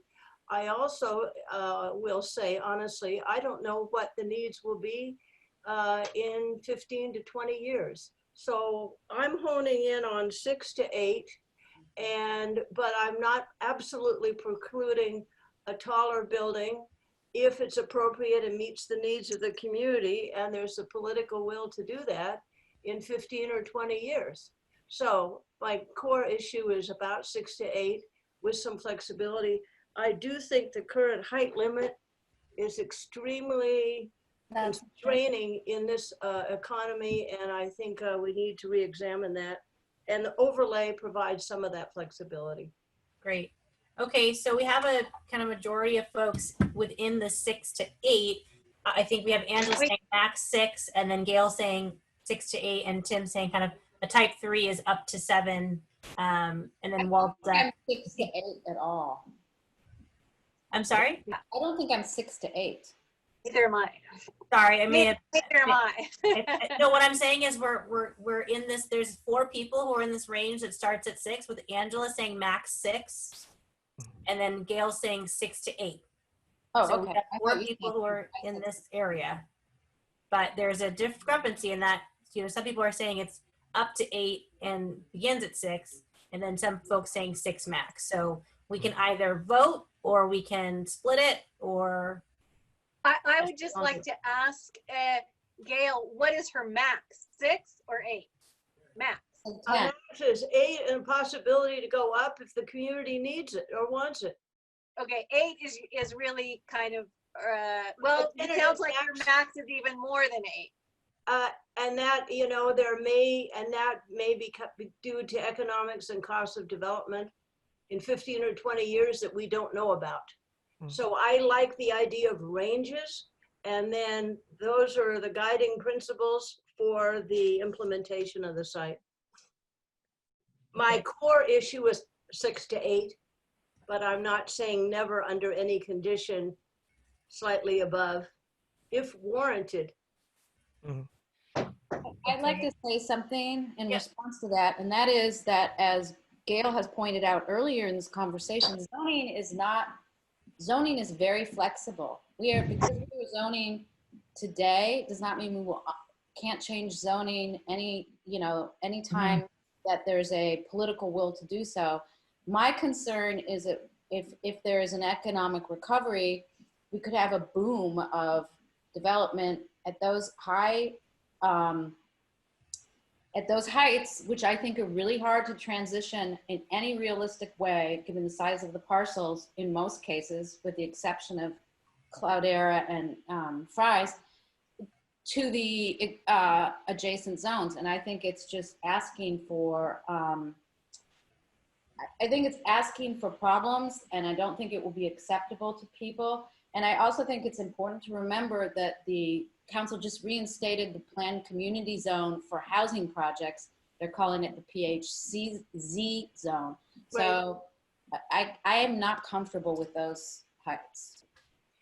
Just one other quick thing on the site plan too, it also relates to the building orientation. I am not in favor of everything squaring off to the, so it may be possible to have well-designed transitions. I agree with you that the parcel size are a problem, and parcel assembly would make a huge difference on this general site, and that also may be happening more in the future. I don't know that. Yeah. So maybe we can vote on this and just say, like, you know, obviously everybody agrees that 4-story it's okay, and then just keep going and see how many people would agree with the taller buildings and see if we have a majority. Okay, that sounds good. So you can do show of hands and then voice for Tim. Who is okay with 4 stories in height? It doesn't mean that. But we're not talking max, right? We're just saying, if a building was 4 stories, would that be okay with you? Yeah. Yeah. Okay. We got to talk about feet, not stories. Okay. Okay. Well, So, but can we just vote? so we have one person voting yes on 4 stories. Angela's okay. So we got 2s in support. Okay, would 6 stories be okay with you? Would a 6-story building be okay? Got 2 people. I have a question. Yes, Gail. You're changing the ranges here. I mean, are we going by 5, 6, 7, 8? I mean, if we say we're interested in a range, then that means I wouldn't vote for 6. I'm interested in a range. So I think the nature of the question is throwing us off. Well, I think I'm not that saying ranges. I'm just saying literally what it says here. 4 stories is letter B. 6 stories is letter C. I'm not saying any ranges. the maximum. The max. The maximum you agree with. Okay. Okay, so 6-story, I agree with. Waldeck supporting that. Angela's supporting that. Okay. My hand is raised. I don't think you're seeing it. All right. 3 in All right. support. Okay. I'll write it down so we know. Sorry if I'm like not writing all your names properly and capitalizing Okay. it. And then 8 stories. Who is okay with an 8-story height building? Gail? Now that's not uniform everywhere. It's part of the mix. Yes, it's the tallest building that you would be The okay with. tallest, yeah. And let's revisit this in 20 years and we'll have, maybe there'll be one 10-story. Okay, and then we'll just, for the sake of going through this, is anybody okay with 10 stories or more? 148 feet. 0, okay. 5 stories, which I would say maybe closest to yours, Doria, but we'll also get to yours, Doria. So 5 stories. Okay, 2 and 4. So I just want to point out that under Tim Steele's description of a commercial building, that it's 15 to 18 feet per story, that a 6-story building is 90 feet. An 8-story building could be 148 feet. So that's why I'm not going to vote unless we're voting on feet. Okay, and I can recognize that. I don't think we can switch everything to feet right now in this live meeting. Okay, I then just I'll don't think we pass. can do that. Okay. I understand that I'll pass on this vote then, because I don't think it is. Vote on 8. Yeah. Okay, Let's vote so on 8. should we defer the vote and translate it to feet, but not right now? I say let's do finish that. the vote and do 8. Look, how many people would vote for 8? Who would like to support a 50-foot height limit? So I have Angela and Doria. Except for affordable housing as exists in there. Angela, that means 4-story buildings, right? Yeah, I mean, I would support that as well as supporting the other ones that I voted for. I would support all of those. And I think Because she that's, was okay with up to 6, so she's being consistent. Yeah. 4 Okay, and okay. 5 and Sorry. 6. Yeah. So, Oh, so we have 3 in support. Okay, great. So unless there's something anybody wants to propose as a new solution, I think we're kind of have the temperature check on this one. Okay. And I would move forward to the next question. let's move on. I would move no ice cream. all right, all right. I would vote, where is the ice cream? We don't know. We don't. Hopefully, it's in your freezer. It is. No, it's on the table in front of me. Yeah. Oh my goodness. All right. Sorry. So this question is density by areas of inspiration. This would support neighborhood serving businesses without competing with Cal Ave. And this was going back to the precedent communities that some working group members had put forward many, many months ago that potentially could be inspiration. So really just trying to say, if you liked one of those places, then you might like a density of population that was similar to that place. Okay, Waldeck. So I have a problem with the way this thing is defined, just because when I'm crunching the numbers, I'm getting very low numbers. And at the same time, I think I realized that what happens is that they take a large parts of the city, which includes some portions that is single family housing, some portions that is multi-story, and kind of taking an average on it. Because I just cannot believe that you have such a low numbers per square mile, having the buildings 4-story high along the street that they were showing us on the pictures. So I am kind of fine with the 4-story building, but then I'm looking at the numbers and it's pretty low. So You think the population number is low? Yeah. yes. I figured it out. Go ahead, Angela. So if you look over on the right, 10,000 residents per square mile is 6 dwelling units per acre. I figured it out and I kept doing it over and over again to see if I was correct, and it really is. If you assume 2.6 or 2.5 residents per dwelling unit, it's literally 6 dwelling units per acre. So that does seem really low, but that is what it seems to be. So I don't know what we're supposed to do with that, but there it is. But what I'm saying is that they are showing us a picture with the 4-story buildings. Mhm. They are giving us an average that includes some residential neighborhood that probably it's 80% of the town, right? I think it's within that that district's area. So I think that I Right. think you're probably right, which is to say, which is I think part of what you're getting at is like you have some parts of an area that are dense with the 4-story building, and then some areas that are adjacent that are the single family home, which is kind of exactly the situation we're going to have, right? We have some places that are denser, and then surrounding areas that are going to be very low density, Right. and then together it leads to these numbers. Right. Although I have a hard time relating to it that way, just because we're thinking about like looking at the picture, 4-story housing, and we're trying to limit the impact of it. And at the same time, we are including in this large portion, which is residential single-story neighborhood.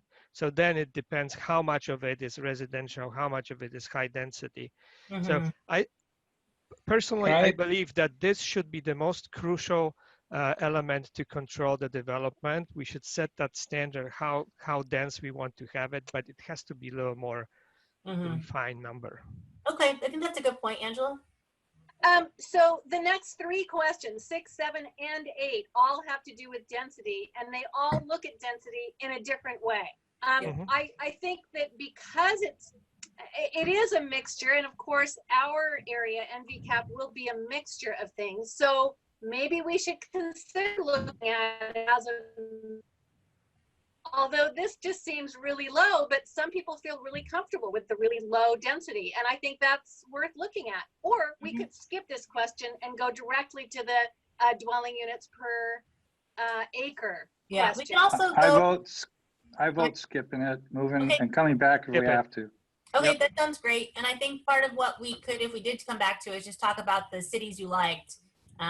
You know, that you, if you had been to one that you felt like I mean, downtown Palo Alto, if you want it to be similar to downtown, that would be B, for example, something like that. All right, so we're gonna move on to the next one, which is question 7. Overall housing density by units per acre. Anybody want to go first on this one? Seeing none, I will go to Waldeck because your hand's moving. Okay. Sure. Yeah. So that is it second? I mean, basically, I'm sorry, We have 30 less to than 40. 20, 21 to 40, 41 to 75, 76 to 100, and then over 100 per Yeah, acre. 30 to 40, kind of. This middle range here. Yes. Do you want to say anything about why you supported that range?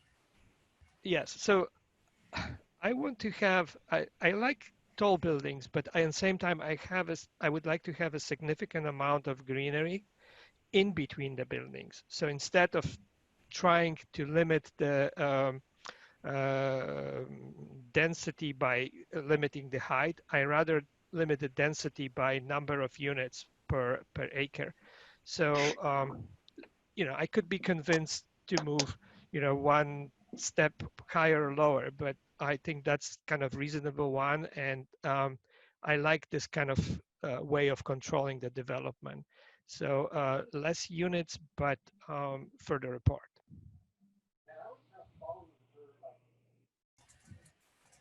Okay. So then the overall density is lower, even if a building is, let's say, taller than Mhm. what we have now, the overall density is lower. Mhm. Okay. Angela? Sure. I'm sorry, Doria had her hand. Sorry. Oh, go ahead, Doria. So I'm trying to, so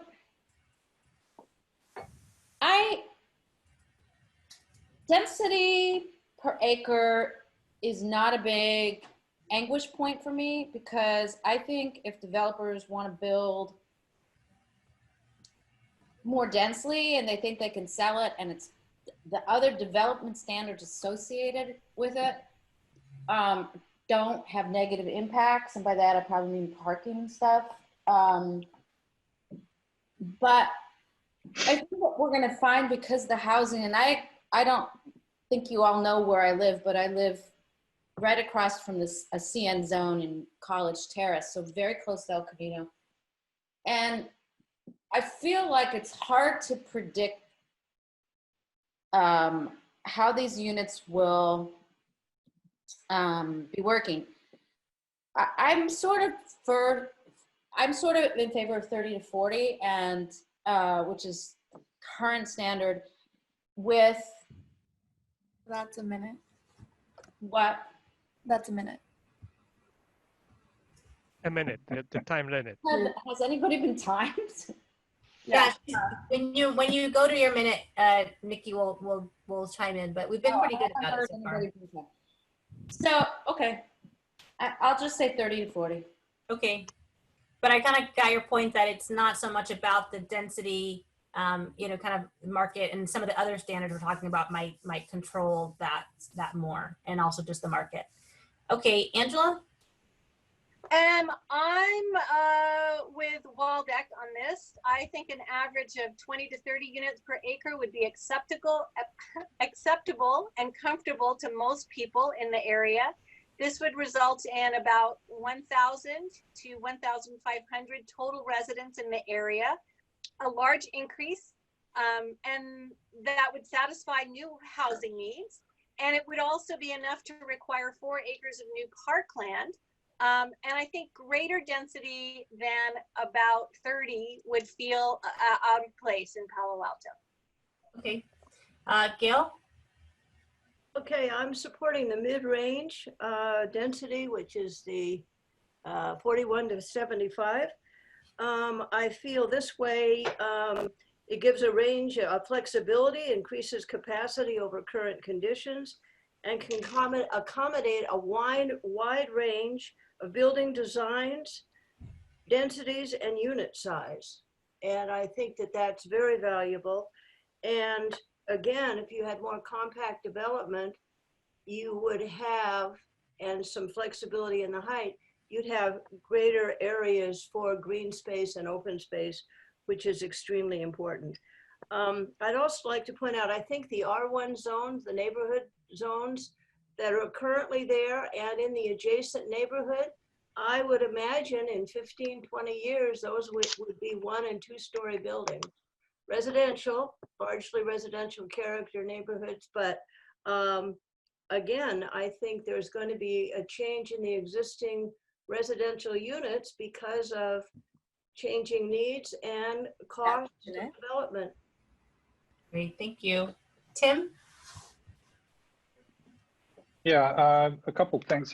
First, I wanted to point out that generally speaking, like the office and the residential on the height, you'll have that kind of issue here in some respects if you just focus on the dwelling units per acre. The tendency right now on especially rental is moving more to smaller units, and within the same volume of space. I think we did an exercise on this a couple sessions ago, but the idea that you could have all studios in 1 bedrooms or smaller unit, even 1 bedroom, 2 bedroom, very small units. But on the other end of that spectrum, you could have a fairly large, you know, duplex or a townhome project that has 3,000 square foot units. So I think we have to somehow have a sense of size, mass that goes along with this.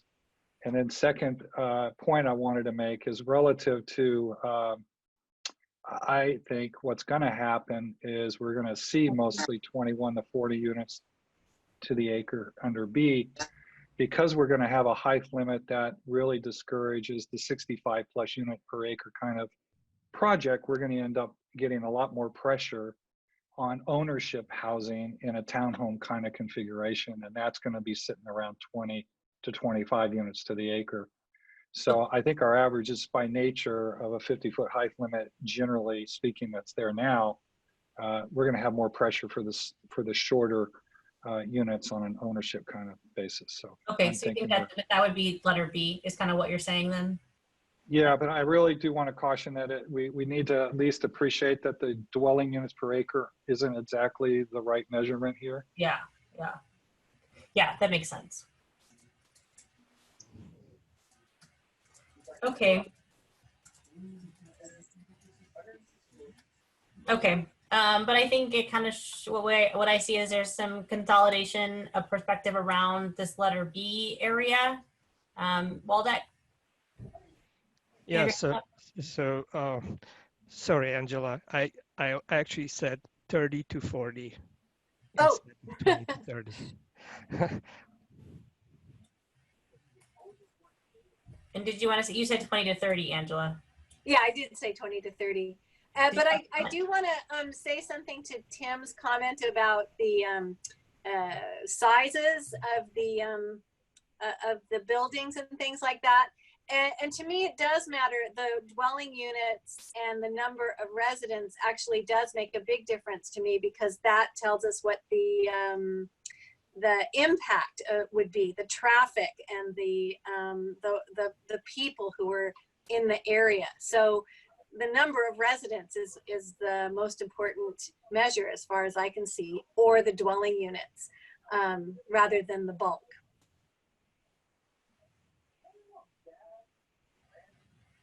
Did you want to respond to that, Tim? Or it could be just two different ways of looking at similar things.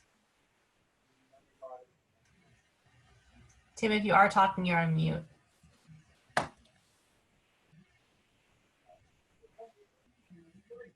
Okay.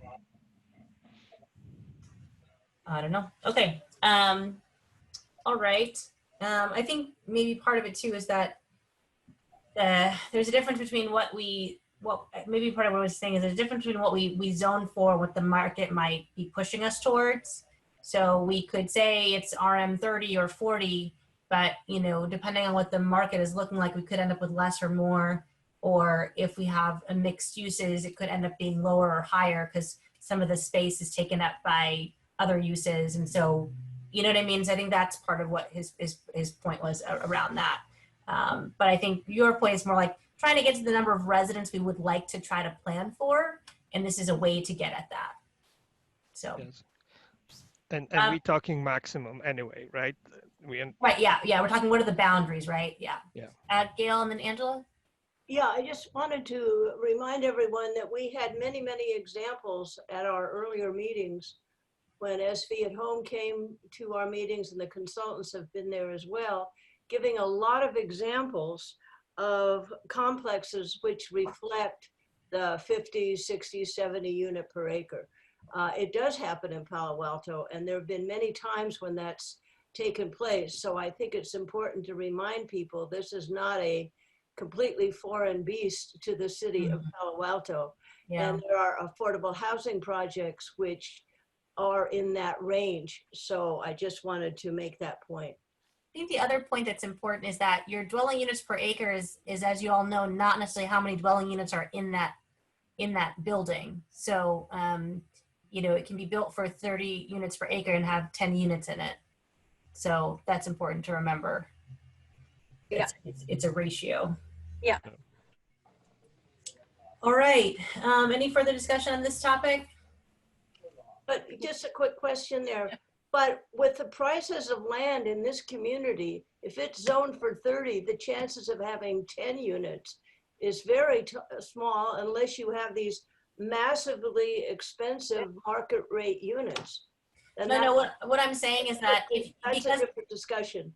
Yeah, well, I'm just saying because it's a rate per a certain area, and so many of the parcels are less than that. If a parcel is less than that area, or like if you take a look at what you're talking about, Gail, the examples that were around Palo Alto, Right. Which I think were included in a link maybe in the survey, you'll see that this building is a 10-unit building, and if it was built out over an acre, it would be 30 units in that acre. But the building is small, so it's only 10 actual units, even though the density of it is such that it's 30 dwelling units per acre. That's kind of what I'm saying. There's a difference between. I guess I'm just saying that I agree with other comments about the economics will be the driver in a lot of this. Yeah, of course. All right. So moving on to the next question 8. And just time check, it's 7:50, and we'll move towards oral communications at around 8:15. So if there's any folks who are listening in the public who would like to speak, we'll be moving towards that at 8:15. So question 8, building typologies and densities. So this just basically looked kind of, again, thinking about kind of, I think these questions are kind of building, right, from the super macro to like average to like what kind of buildings would you like to see, and it provides dwelling units per acre for just a a way to rate your previous answers with the kind of the building massing that we had prepared. So we got townhomes, low-rise greenway, mid-rise block, low-rise retail, mid-rise block. And I can bring up the graphics if that's helpful for people. We also have F, which is all of the above in the appropriate locations. And G is new solution. So that's on that next page, and I think that's okay. Does anyone feel moved to speak about this one first? I see Angela and then Waldeck. Well, Waldeck can go first because I keep on going first. So go ahead, Okay, Waldeck. Waldeck. Okay, so I do have a problem with here giving you this typology together with the units per acre. Yeah. Because we just spoke about this thing above, and I'm looking at this. I really like low-rise greenway, but I don't necessarily agree with 100 units per acre. So that should be separated. I like the low-rise greenway because it provides the green space that is accessible to the public.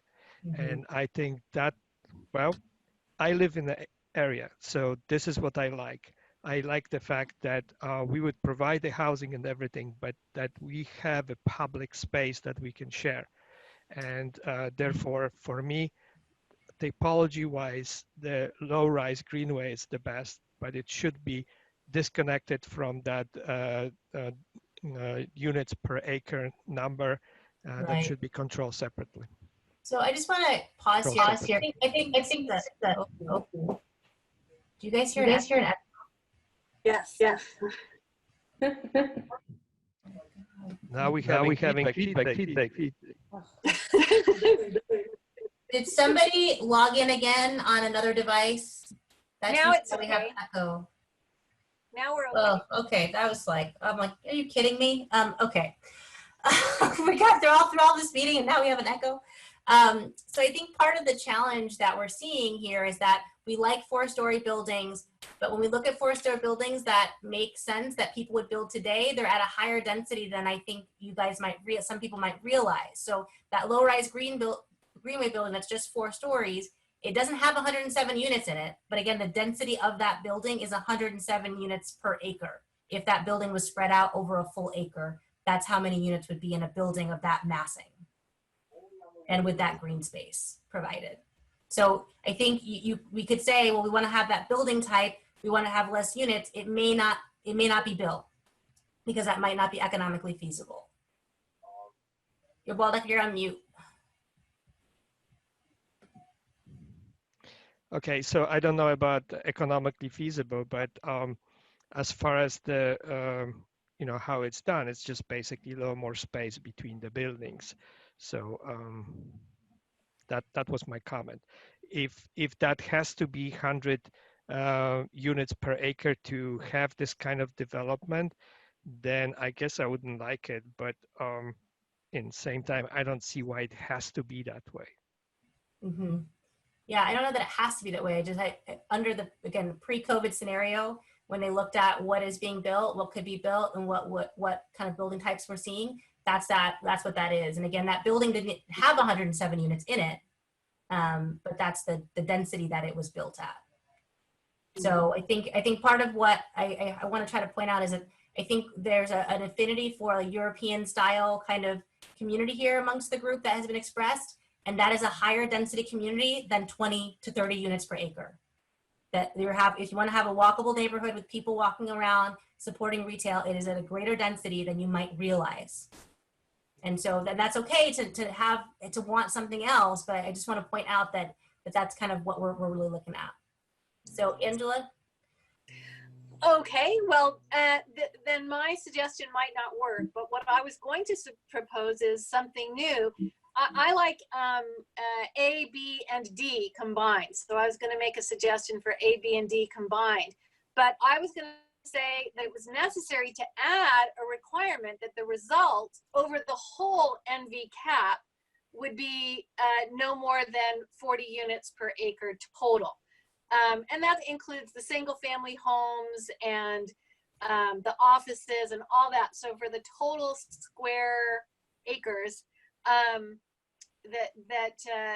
that even though it would be great to include some of those different types, I don't like the block buildings very much. Yeah, well, no one likes the blocks. But... So that small areas might be more dense. Then, yeah, small areas might be very dense, but other areas will be park space or single family homes or townhomes or whatever. So that you have a variety of different densities all over the whole area, and a different typologies. But overall, we should put a cap somewhere on the units per acre. Wait a minute. Great. Okay. That's helpful. Gail? Okay, I'm interested in the mid-rise E, F, and G, which are all of the above. And I'm separating it from the dwelling units per acre at this time because I'm focusing on the typology. But I think given the values of the property, the capacity we're trying to build focus on residential units, over a 20-year period, I think providing these kind of different designs and the EFG options and the different typologies really give you a lot of flexibility. And of course, I feel the examples we were given, the graphics makes it look like brutalistic architecture, and they were only given as examples, but I think there are designs and there are ways in which these kinds of buildings can be very attractive, and the unit size varies a lot, which results in different numbers of people. But I think, again, this is an opportunity area, and if we kind of lowball it, I'm not sure that's taking advantage of the option in front of us. Okay. So can I understand, you said EFG, E is the mid-rise block, F is A, B, and D. So basically it's A, B, D, and E. And then you said G, which I have G as being a new solution. So I just want to make sure I capture Well, right. G is kind of a combination because I still believe that like the olive and the pepper area there, those will be at a different kind of density. Okay, so you said D. Sorry, I thought you said G. So I just wanted to capture that. Okay. So I said G is in Gale, which is the other is combining a variety of heights. Got it. Densities. But it is over the whole area, which is 60 acres. Okay. Doria? Okay. So I agree with Valdek, and I think Tim, from what he said before, that building types are not, I have a hard time with building types and units per acre together, okay? And we already have 40 units per acre here. And so like if you envision, if you guys know the Mike's Bike site or the VTA site that isn't finished yet, but that's a little over 40 units per acre because they got a little bump. It was kind of a handcrafted bonus, but that is, so let's say it's 50 units per acre. There's no open space on that. There's literally a little tiny place where you can maneuver for your car and to get underground, and there's a little tiny place for dogs to go to the bathroom. So I'm not as concerned about typologies being associated with units per acre, but I do think I have some flexibility above 40 units per acre, which is our highest now, but I think we need more discussion about what that would be. Maybe it's 50, maybe it's 60, and we haven't had an opportunity to have that discussion. So I'm most comfortable with what we have now, but I am open to having more units per acre, especially if the developers feel they can sell or rent smaller units. But I also want to emphasize that this is a family community. People would come here to raise families and go to schools here. So we don't want to overdo tiny units. So did you have a typology you favor or typology No, because I don't like associating the building typologies with units per acre. I don't think those two things in my head go together. I don't Well, I think part of what we're trying to do is point out to folks that if you like a typology, we wanted to inform you that's the dwelling units per acre of that typology, and not be disingenuous about kind of people saying, I really like these buildings. Well, you should know that that the dwelling unit per acre of that building is this. Now, this other question is saying in the whole area, what do you want the average to be in the whole area? So maybe you say, well, you could have townhomes that were 20 dwelling units per acre, or low-rise greenway that was 30 units per acre. Right, but in the typologies that have been provided that are part of this question, So that's what these are, right? Okay, so I guess I don't like these because I think it's restricting building styles to units per acre, and those two things don't go together in my head. And I don't believe we'll ever have architectural laws that also that do that. We just don't have that, and we won't, because it's not objective. It's too subjective a standard to say, oh, you can have 33 units per acre if you build a townhome. It's not saying that. It's saying, Doria, that the townhome typology as provided by our consultant is designed at a 33 dwelling units per acre typology. So obviously there could be townhomes that are of many typologies, but if you look at the link that's provided with that question, it would link to these typologies with those dwelling units per acre. So it's just trying to provide information as people go through this in a section that is talking about housing types, housing densities, trying to crosswalk some of those things for people. So I hear you that you don't like that, you don't agree with that approach, and that's okay. And so I want to make sure I'm capturing, is there any typology that you do like? I guess if you separated its density, you like the massing, or you like something else about it that you wanted us to put down for you. I think we should pass, because the way the question is phrased, the units per acre are associated with the typologies, which to me is kind of a false choice. So I'll just pass on this one. Okay, that's fine. Gail, you went, and then Tim.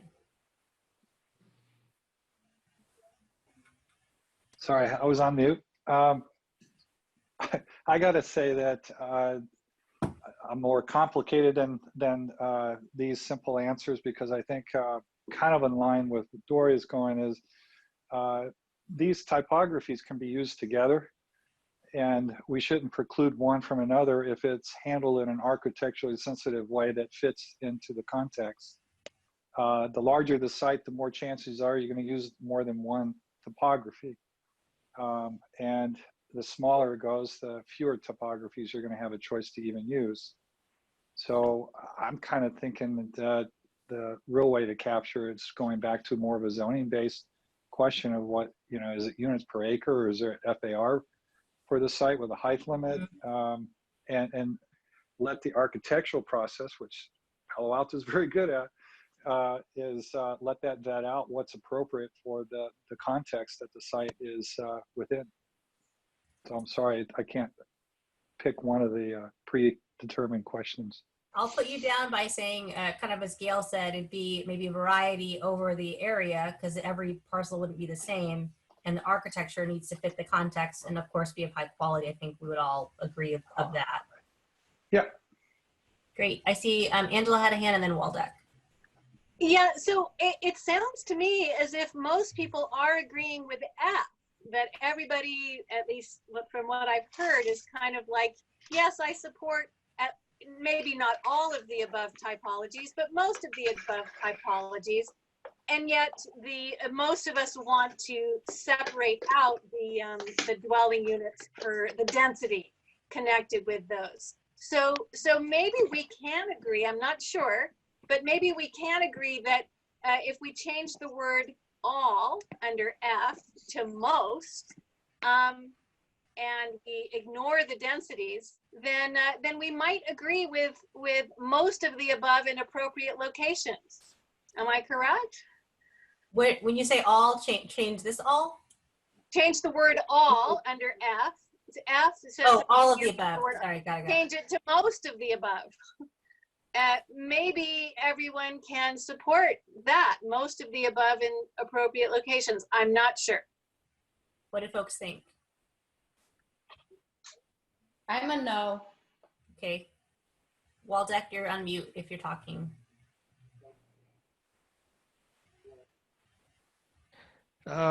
So for me, the issue with this one particular typology, the green typology, was that was the only one that was giving the space to the public, the share open space, where the other ones were building to the property line. And this is the vision that I have for for this area, is that we have buildings, but then buildings are surrounded by the greenery. So when everybody's concentrating on the height, for me, the height is less of an issue as long as I have a green belt between the walkway and the building, and therefore, there is less of this impact of the concrete corridor. So, this number of units or not, what interests me, what I understand typology is, which is basically, in this case, opening the green landscape space to the public versus creating the courtyards that are private, and the public is walking on the concrete streets between concrete buildings.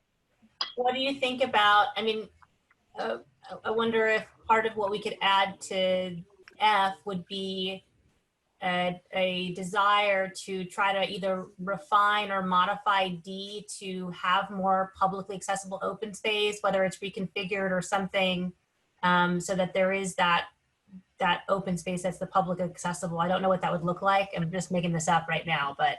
Yeah, sure. So for example, sometimes it's written in a way that there is a requirement for a certain amount of landscape area to be publicly accessible.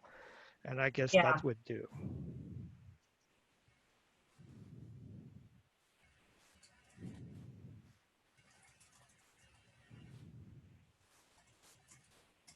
How do other folks feel about that? Well, I 7:30.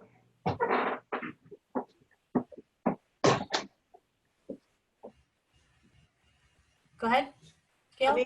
Okay, I agree with a lot of the points that Tim was making. I think we're trying to, in a way, kind of force fit into typologies when what we would be more flexible is looking at the range of typologies, recognizing the sites, the unknown assembly of parcels that may take place. This may not stay exactly like it is today in terms of potential assembly of parcels, and that also influences development options, design options, setback, development standards. So I'm feeling like, I feel sorry for you, Rachel, trying to get us to do pieces of this. I'm not sure we can come to some comfortable agreement on this one. Maybe, I don't know how other people feel. Well, it seems like most people do agree with F. They may not agree. Okay, with F is the one that provides greater flexibility. It doesn't preclude one typology or another. I guess my answer to this, when I think about it, is it depends. And there's a lot more discussion that has to take place to make this realistic. Well, I think part of how I see it is that the other questions all flow together, right? So part of what we are doing though, and I want to note here, F says most of the above, but Angela, who I think maybe authored F, I don't know, specifically called out A, B. I know, I did. Oh, okay, so somebody else did. So specifically called out, this person specifically called out A, B, and D, which is the townhomes, the low-rise greenway, and then this low-rise that has retail. And I think in part because we want to have some ground floor retail at some locations.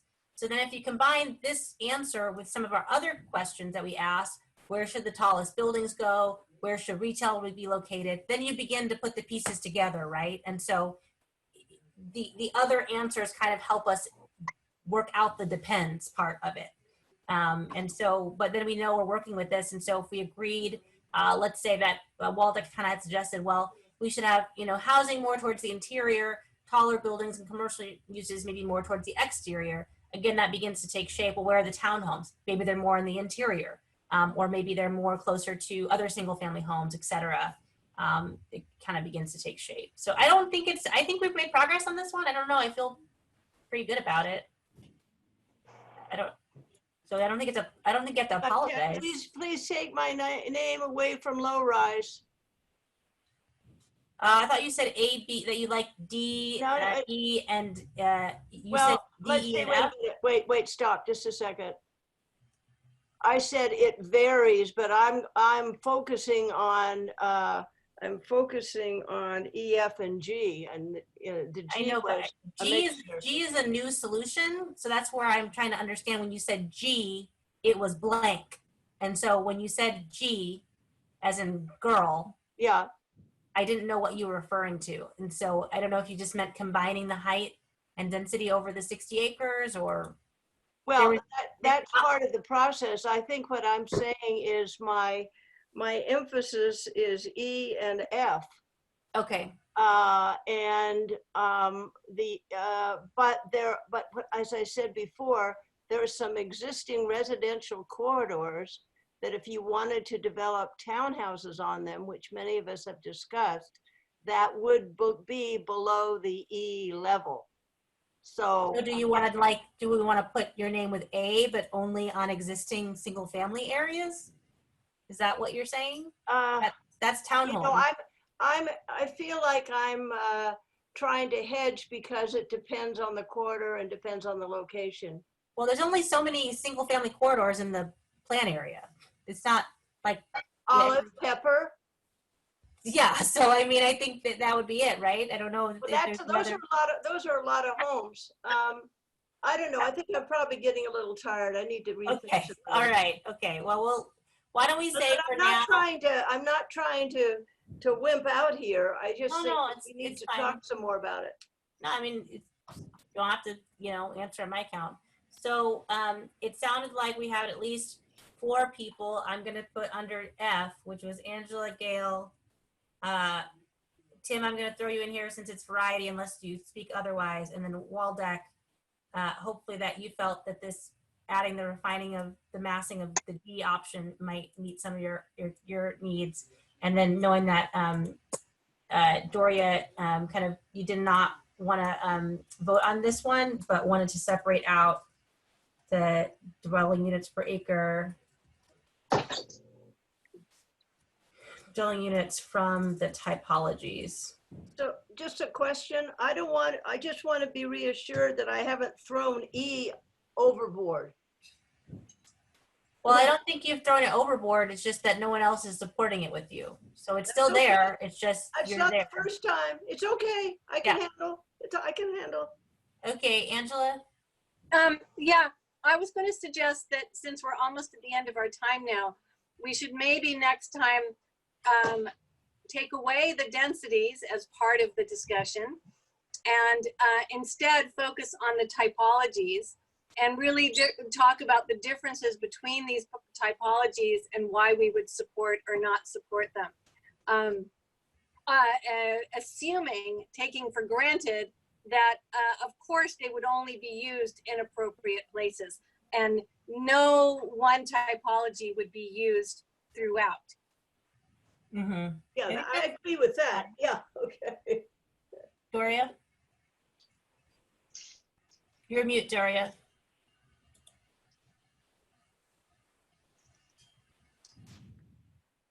So, I mean, we could do that. I think it's important to discuss the dwelling units per acre and the development standards that would go along with that, though, because that's where the building envelope is created.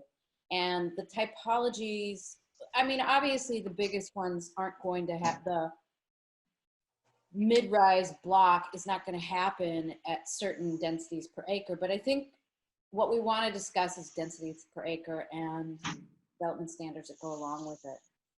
I agree with that. I'm sorry to interrupt you, but yeah, I think the previous question is much more to the point.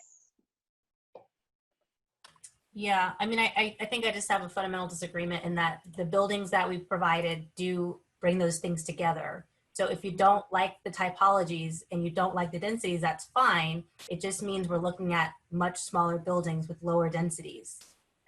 And I think that's okay to say. I don't know if you want to say, well, we want a 4-story building. Maybe you could say, I guess we could say, we want the units to be much bigger and so that the units per acre is less, but the same envelope. We still want that. And But that you we see, could say they, that, but we'd need to look at if that is something that would be built. Again, now the economy is like totally in a tailspin. So I don't know what we would, if you want to compare it to pre-COVID or not. But Tim, were you going to say something? no, it was Well, public. sorry. But again, I think you can just put them further apart, right? That's the thing, Yeah. is that, okay, call it one way or another. We agree with the shape of the building. It's just that we don't have to put 50 of them in a row. Maybe we can put 25. Yes, but the building's density would still be the same. The building's dwelling unit per acre ratio would be the same. Do you know what I'm saying? So this is the ratio of unit density for this building. But the ratio is not per building, right? It's per site. So if you have a site, you can put 2 buildings on it or 1. If you're going to put 1 building, you just cut the ratio half, right? Yeah. Okay. Maybe next time what we'll do is we'll just have the visual aid, because I think it's confusing for folks what we're talking about. Okay. The mid-rise block typology is designed at a rate of 159 dwelling units per acre. So if that building typology were built over that acre, that's how many units would be there. It is not necessarily the number of units in that building. It is the rate of density of that building. And so I think that's where we're getting a little tripped up, I think, as well. So I just want to note that when we put together a building with development standards, which is what we did, this is the resulting massing was there, and also the resulting density. So I just want to, the risk of being a dead horse, here I go.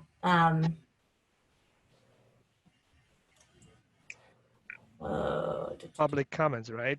Yeah, just 1 minute. We'll get to public comment in just 1 minute. If you do want to do public comment, you can raise your hand in the chat, or press *9 on your phone to have the. Oh no, I don't want that. I want the other thing. To get in the queue for public comment, and then we will go to public comment. It's going to take a minute to load. Sorry. So Rachel, just to ask a question about these typologies, even if we chose sort of several different typologies, that doesn't mean we're choosing one particular density for the whole NV cap. Is that correct? That's correct. And that's also correct related to Tim's comment, which is that depending on the mix of other uses that are in there, you may not have that rate of density. Right. You know what I mean? So if you have some offices still, well, that's going to take up some space where that is. So choosing a typology does not mean you're choosing a density.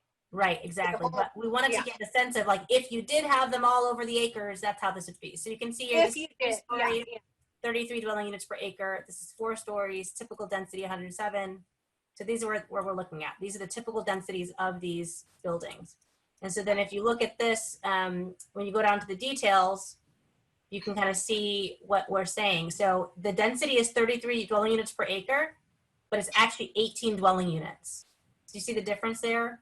Of if you build, when you look at these on the sites, it's actually 18 dwelling units, but the density is that if it was over that larger area, it'd be 33. Similarly, with the low-rise greenway, it's built at a density of 107 dwelling units per acre, but the massing shown is actually 50 dwelling units. So that's kind of where that kind of difference is coming. Is that making more sense? Or maybe you guys already knew it and you were talking about the same thing. What doesn't make sense to me is why we need to connect the two. Because if we've decided, if we ever decide on an overall density, and then we decide, okay, we like these 3 different typologies, we can just decide then, okay, how many of these different typologies do we need to put somewhere, or do we want, the owners, we hope the owners will choose these different typologies in different places, but I don't quite understand why we need to combine them. It's not that we need to combine them. I'm just trying to make the point that there is a connection between them. There is a connection. There's a connection between them and what that connection is. So when we're talking about things and saying, well, I don't like the building because it's 107 dwelling units per acre, and to say then, well, we need to talk about the building's massing and why we like it, but not its density. I don't know if we can do those same things, because then if we say, well, we want it to have only you know, 25 units because we like that density better. Well, you know what I mean? You've created actually a different building. So that's kind of the main thing I'm trying to say, is that there's a connection between them. You don't have to choose one or the other, but the reason it was listed there is so people can kind of get a sense of, okay, if I did choose only this option, for example, overall the NV cap, what would I be saying? You know, and you'd want to have what we ended up with, which is a variety of Variety. not Right. just like one or the other. Right. Okay, sorry to beat that dead horse with a stick. Hopefully it was not too excruciating for you all. So we're gonna go to public comment. I'm gonna stop sharing my screen. And I think I see one person who has their hand raised in public comment. That's Ken Joy. And then if anybody else there does want to speak in public comment, please raise your hand. You can go to, if you're on Zoom, go to the participants tab, and you should have a raise hand feature there. I don't see anybody else's hand raised. Chitra, if you can time for, or Nikki, I'm sorry, for 3 minutes, and then make sure Ken is off mute so that he can speak and provide us his oral communications, that'd be great. This is Ken Troy. Live in the Ventura neighborhood, but not within the NVCAP study area. And I want to make a couple of comments. Earlier tonight, you all were discussing how the greenway of one of the building typologies could be considered public space. I don't think that's appropriate, because if you're building a residential complex, the property is for the residents who live in that complex, not for the public. In the workbook that you're considering, there are some questions about parks and how they should be spread about. And if you want to talk about public space, you have to talk about parks and purchasing the land. However, the type of building and the grounds around the building, kind of the setbacks, if you will, can give a much different feeling. And in particular, you could think about the feeling of 101 Alma versus the feeling of 850 Webster, which leads me to another question, which is, if you're going to talk about building typologies and how many units fit in a space, and want to have the visual examples to help guide the thinking, could you also consider talking about the density of these 4 properties in Palo Alto: 101 Alma, 501 Forest, 850 Webster, and 850 Arastradero? Those are examples of buildings that were just, such as were discussed earlier tonight, where the building height is high, but there's space around the building. So the other thing I'd like to ask you to do, I don't know if that's part of the workbook, I don't believe it is, will the working group be making any recommendations in its proposal to council regarding the distribution of ownership residential units versus rental units? And furthermore, for rental units, will the working group be including in its proposal to council any recommendation regarding market rate rental versus below market rate? Thank you. Thank you, Ken. And I don't see any other hands raised for public comment. Hopefully everyone who wanted to comment has been able to comment. I do want to note, we also did have mistakenly the chat feature enabled of our chat. We're not supposed to have it on during these meetings because we want to make sure that everything that is shared during in a way that everybody can hear it. So I'm gonna see if I can copy that. We had the same issue yesterday at our planning commission meeting. I'm gonna try to, let me see, what can I do to share that? Let's see if I can share my screen and share that. So, I can read it for you. yes, I wanna see, I think I can share it. I think folks can see this little chat now, I believe, the Zoom webinar chat. So we can see Ken wrote to everyone he liked Tim's answer at 5:52. So whatever that was at 5:52, Tim said thank you. Ellen Hartog said that She did not know in time to respond at 6:01. Jessica von Bork said, what is the height of each story?